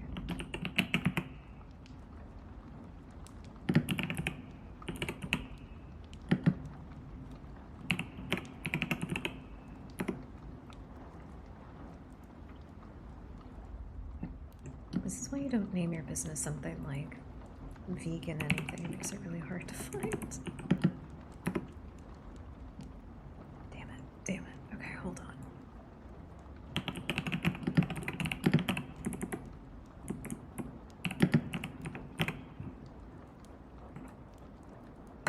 There it is. Okay.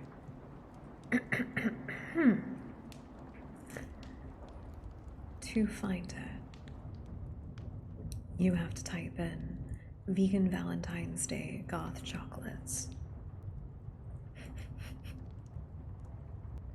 Because the place that sells them is called Vegan Treats, which is very difficult to find most of the time. I'm gonna go to their website specifically, and I'll share it with all of you just in case you guys want something like this. Oh, that's a long link. I'm so sorry. Oh my god, look at all those numbers and characters. That's crazy. But they do ship some of the treats that they make, and I would love to try one of their Valentine's Day chocolate boxes that has a bunch of shapes and treats inspired by Memento Mori. Currently, on their shop, excuse me, sorry, hydrating.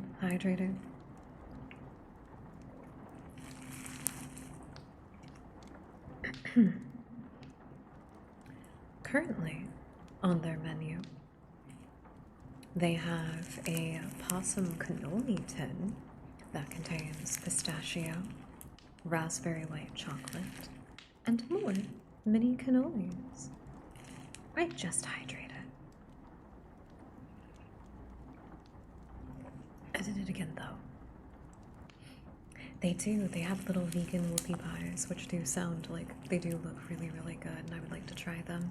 Because normally the regular ones have too much milk in them for me, so these ones would probably be really good. They also have a little in-house made Butterfinger collection and cream cheese cupcakes. Mild and wild flavor. What is that?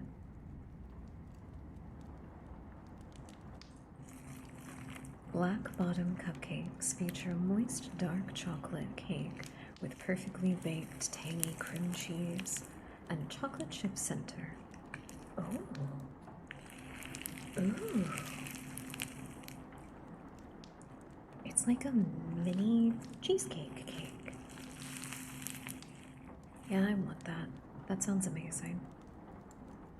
I want that so bad. I will permit somebody to donate us money and request that we purchase one of the delightful treats. Do make sure to include tax and shipping, though. I think during the Valentine's season, I did put a couple of them on the throne just in case. Oh, grilled cheese. That sounds good. What you guys having? Either for dinner or just in general today? I think after a lot of the hard work that I've done today, I would really, really like to make some French toast for breakfast tomorrow. And some hash browns. French toast and hash browns.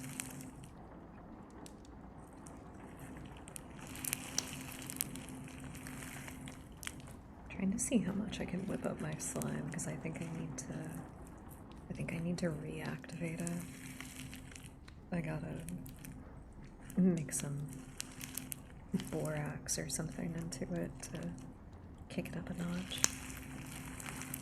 I still think it's plenty crunchy, but it is able to get whipped up. And I like when that happens. I think it's weird.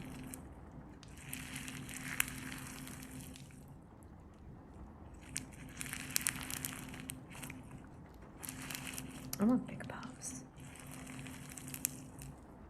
Imagine I'm just stretching out your spine, and this is the sound of the sinew and tissue ripping apart. You will feel so decompressed after this.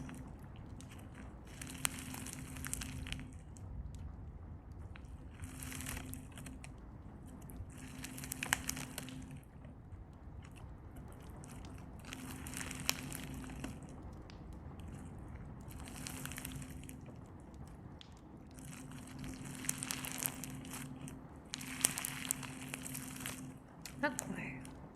Okay, I think I do need to reactivate it. I should make a note of that.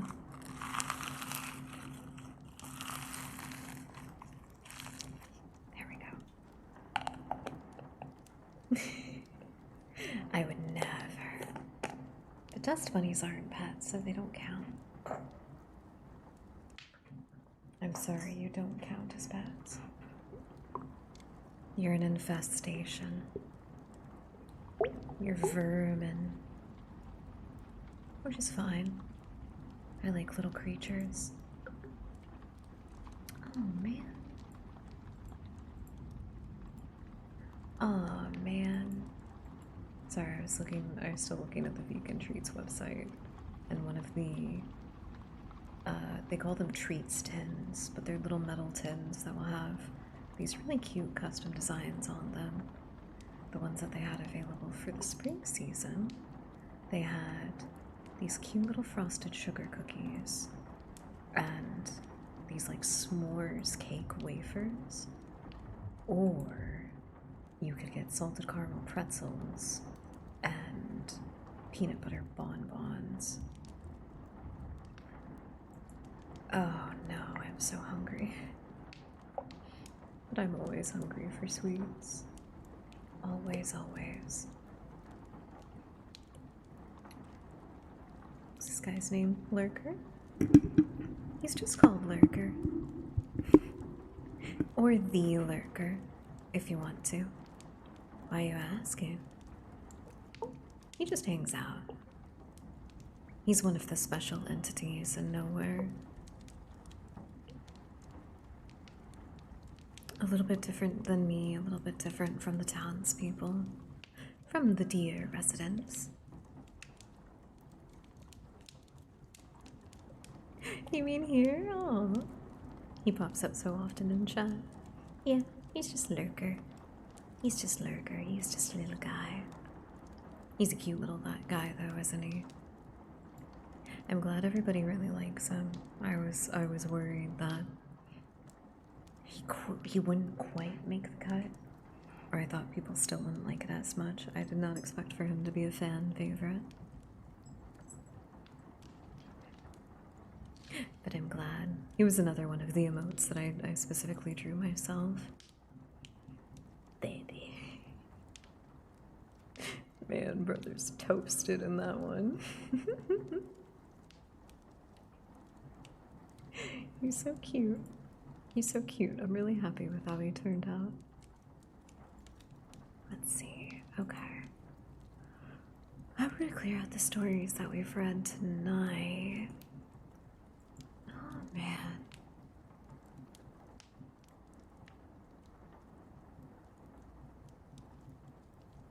Is that all? Ooh. I don't think I have any others that are short enough. And I am getting a little tired. Okay. I think we can round out the night. Oh, I think we can round out the night. I'm gonna try to go to sleep at a good time, so it'll be important to take care of ourselves. We'll end it on 4 hours, so we've still got a little bit of time to hang out with each other. Oh my god, Cotton's on. She doesn't usually stream ASMR this late. Holy moly. Is this person doing... Are they doing the Needy Streamer Overload Cuck ASMR? It looks like it. Oh my god.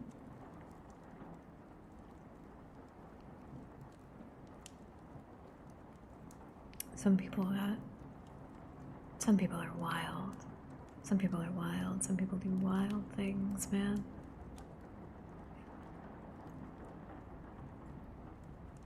I want to know how people clean their microphones after putting them inside them in whatever way that they do. I told all of you about womb ASMR, right? Not roommate, womb. Womb. I'm not just making it. The captions isn't picking it up, it's making me mad. Yeah, apparently. Apparently. No, apparently that one's different. This is just in there. It's just in there. I was amazed by the ingenuity. People were talking about the kinds of microphones that they use to execute it. And I found some of the content. Birthing ASMR is apparently different. But this is effectively just everything carried out. But the ASMR performer is the pop filter, if you want to think about it like that.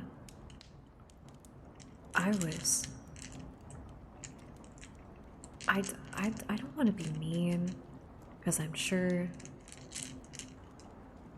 there's a certain level of artistry that comes from committing to the bit that hard and going for that strong level of authenticity. But I feel like you probably could just use a specialty list of filters to make it sound like whatever you're doing is coming from inside a person. There's a whole video that I saw of somebody just like talking, and like the way that you could hear them was not too dissimilar to just like certain muffled filters in the first place. There's also like weird gurgling body noises though, so maybe that's a part of it. I wonder if they eat anything in specific beforehand too. Apparently, the womb ASMR artist will take a very small microphone, put some kind of safety wrapper around it, usually the type of safety wrapper that you would imagine being put on things that are going inside other people's orifices. And they just put it in there, and then they perform their ASMR. I didn't even see anything specifically that was like womb ASMR talking to the baby. It was just womb ASMR yapping. That was it. That was it. Uh-oh. Sorry. I felt that so suddenly.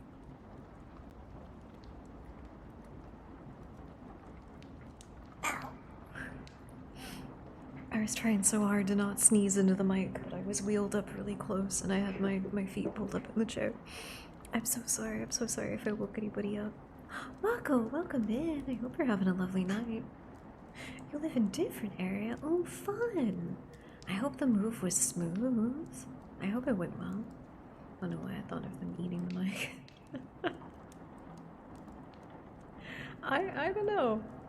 I don't know. It seems like an equal possibility, honestly. But no, they insert it into the cavity. The vaginal cavity. I'm sorry, I don't know why I had like such an urge to say a funny word there. I could have just said that they just put the mic up inside, but then that's like enough detail, you know. If you're eating something that's going down, if it's going up inside of you, there's only one direction it can be coming from. But it's done now. I'm so sorry. Though tomorrow me and previous energy company are throwing hands at each other. Oh yeah, I can imagine. Oh, wow, oh wait. I know things. If you have a different energy company, you moved far. You moved a distance. Goddamn, Mako. Goddamn. Do you need to be pregnant to have a womb? No. Oh dear. Should we have a country away? That's what I thought. Goddamn. Hey, for absolutely no reason, get that other electric company's ass. Get him. Okay, hold on.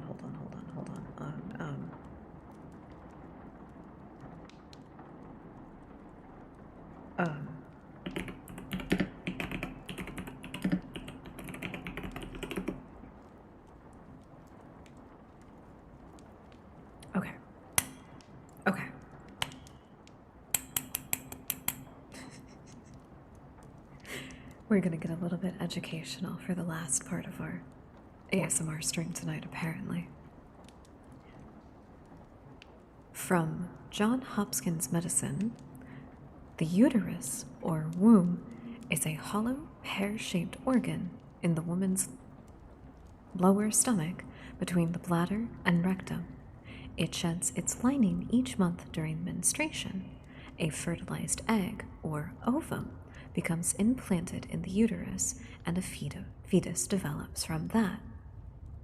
But the uterus and the womb are one and the same. It's kind of more of a functionality kind of thing. Okay, I won't read everything that's here because it does go into a lot of detail. The amniotic sac, a thin-walled sac that surrounds the fetus during pregnancy. The sac is filled with liquid made by the fetus, amniotic fluid, and a membrane that covers the fetal side of the placenta, the amnion. This protects the fetus from injury and also helps to regulate the temperature of the fetus. The shark that was eating internet wires in the ocean, it's also... No, that is not what we are learning about, but that's a lovely thing to learn about. Cleanse your brain with what I'm telling you with the stuff that's... Learn about sharks instead. The cervix is the lower part of the uterus that extends into the vagina. The cervix is made up of mostly fibrous tissue and muscle. It is in a circular shape. We just thank John for his study notes. Yes, we do. Yes, we do. Placenta, an organ shaped like a flat cake. It only grows during pregnancy.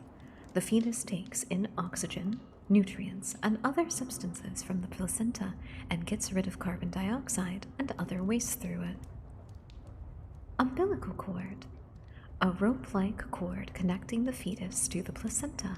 The umbilical cord contains 2 arteries and a vein, and it carries oxygen and nutrients to the fetus and waste products away from the fetus.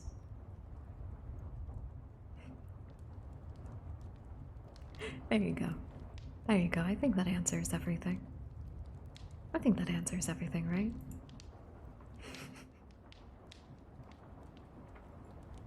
Try to educate wherever we can. Wherever we can.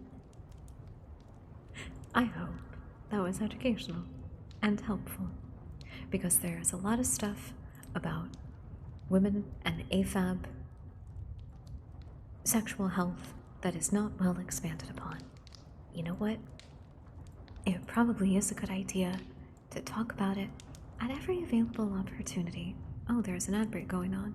It is probably a good idea to talk about it at every available opportunity to help dispel misinformation, misunderstandings, and give people a clear understanding of the world that they inhabit, whatever way that we might do it.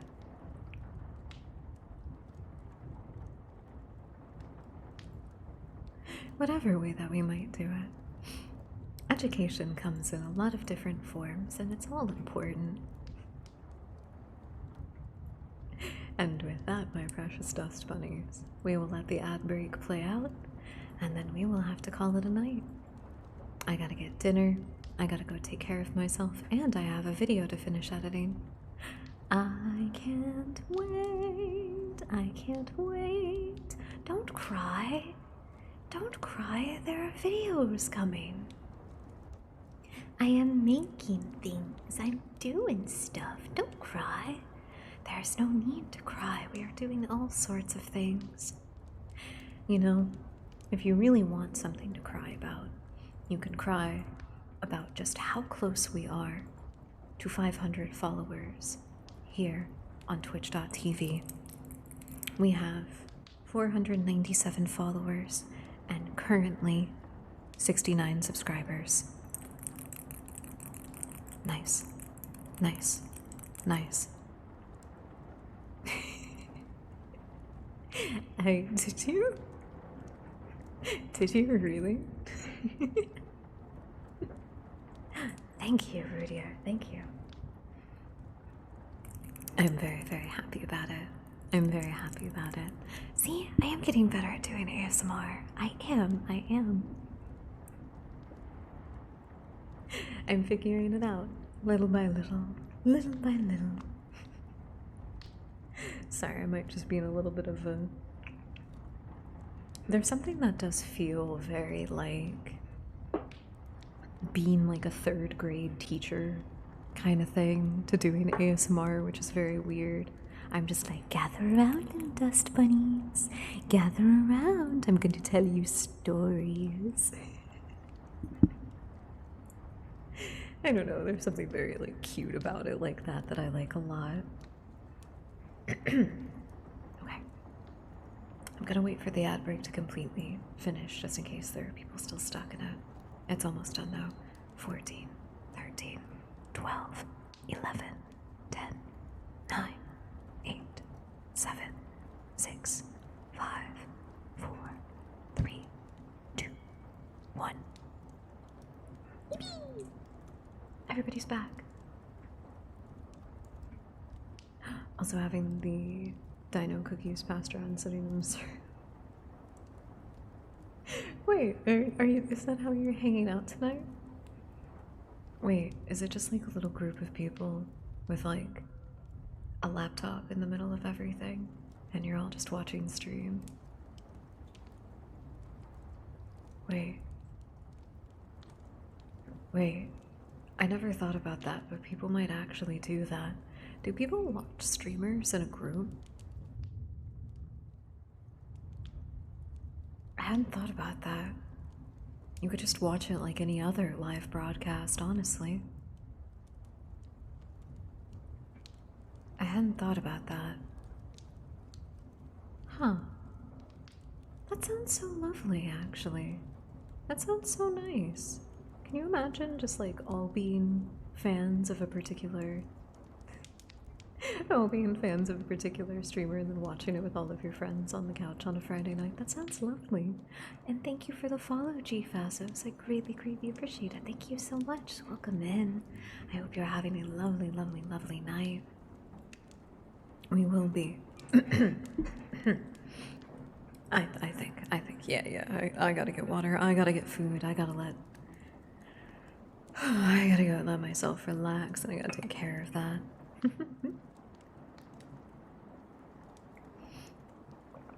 I really want a little animated emote like that one. That one's really cute. I want both the static cozy and then the like yippee blanket one because it's so cute. Thank you, Rudy. I appreciate it. Little guy, do you guys want to show me all of your favorite emotes while I do our outro? I think you should show me all of your favorite emotes while we do our outro. I think you should. I really think you should. Even if you're just lurking. It would be so cool to see your favorite emote that you have. I gotta figure out what's going on with it. It looks like this person is like laying pipe in the fucking ASMR category. I gotta know what's going on. So, alright, everybody. Alright. Thank you, my precious dust bunnies, for taking some time out of your day to spend it with us. I do greatly appreciate it. I hope you all had a lot of fun. I hope we kept you on your toes. I hope you learned something today, either about yourself, the shadows in the corner of your room, or the world around you. And I do hope that you will join us again on Friday for Metal Gear Solid 1 Original. We will be playing that, continuing it. Oh my god. Dico Tato. I like the name of that one. That was really funny. I think we'll be finishing it. If I remember we only have the fight with Vulcan left, and then one more confrontation with Liquid, and the big fight with Metal Gear Rex at the end. I think so. I think that's all we have left. So we should be able to wrap everything up this Friday. But of course, because we'll be spending Friday together, we'll be having extra fun and just being silly. So I can't wait. I hope you'll all look forward to it. It will be same bat time, same bat channel, 6 p.m. Central Standard, right here. And if you don't want to miss a thing, feel free to follow, subscribe if you want to. You don't have to, we're sitting at a pretty funny number. But subscribe if you want to get ad-free viewing, custom emotes, and a precious little sub badge next to your name. And if you'd like to, you can also join our Discord, !Discord, or link is in the panels. We would love to have you. Other than that, we also have links to the rest of our socials where you can follow and support us if you so desire, including a YouTube filled with Let's Plays and stream VODs and a bunch of other stuff in the future, Twitter and Blue Sky to keep up with deranged short posting, and Instagram for IRL modeling and other fun stuff like that that I do. Maybe if I get more cute dresses like the one that my model is wearing right now. Maybe if I get more cute dresses, I'll just post more pictures of me in them there. Maybe. Oh, anything is possible. But other than that, my dear dust bunnies, thank you all so much for being here. I appreciate it. Vulcan, Liquid, Hello, Keycard, Shenanigans, Rex, Liquid Punching, Liquid GT. Okay. Cool. We should be able to do that. I think. Oh, thank you, Emergency. Thank you. It's true. The story won't be over until we get to the 4th game. It won't be over. Thank you, Lazy. Thank you, everybody, for coming by. Thank you, Nicholas. Thank you, Lazy. Thank you, Marksy. Thank you, Rudier. Thank you, Emergency. And I do hope that all of you get the rest that you need. I hope that you take the time to take care of yourself, as it is oh so important to do so. And I will see you all next time, everyone. Good night. Good night. Good night, everybody.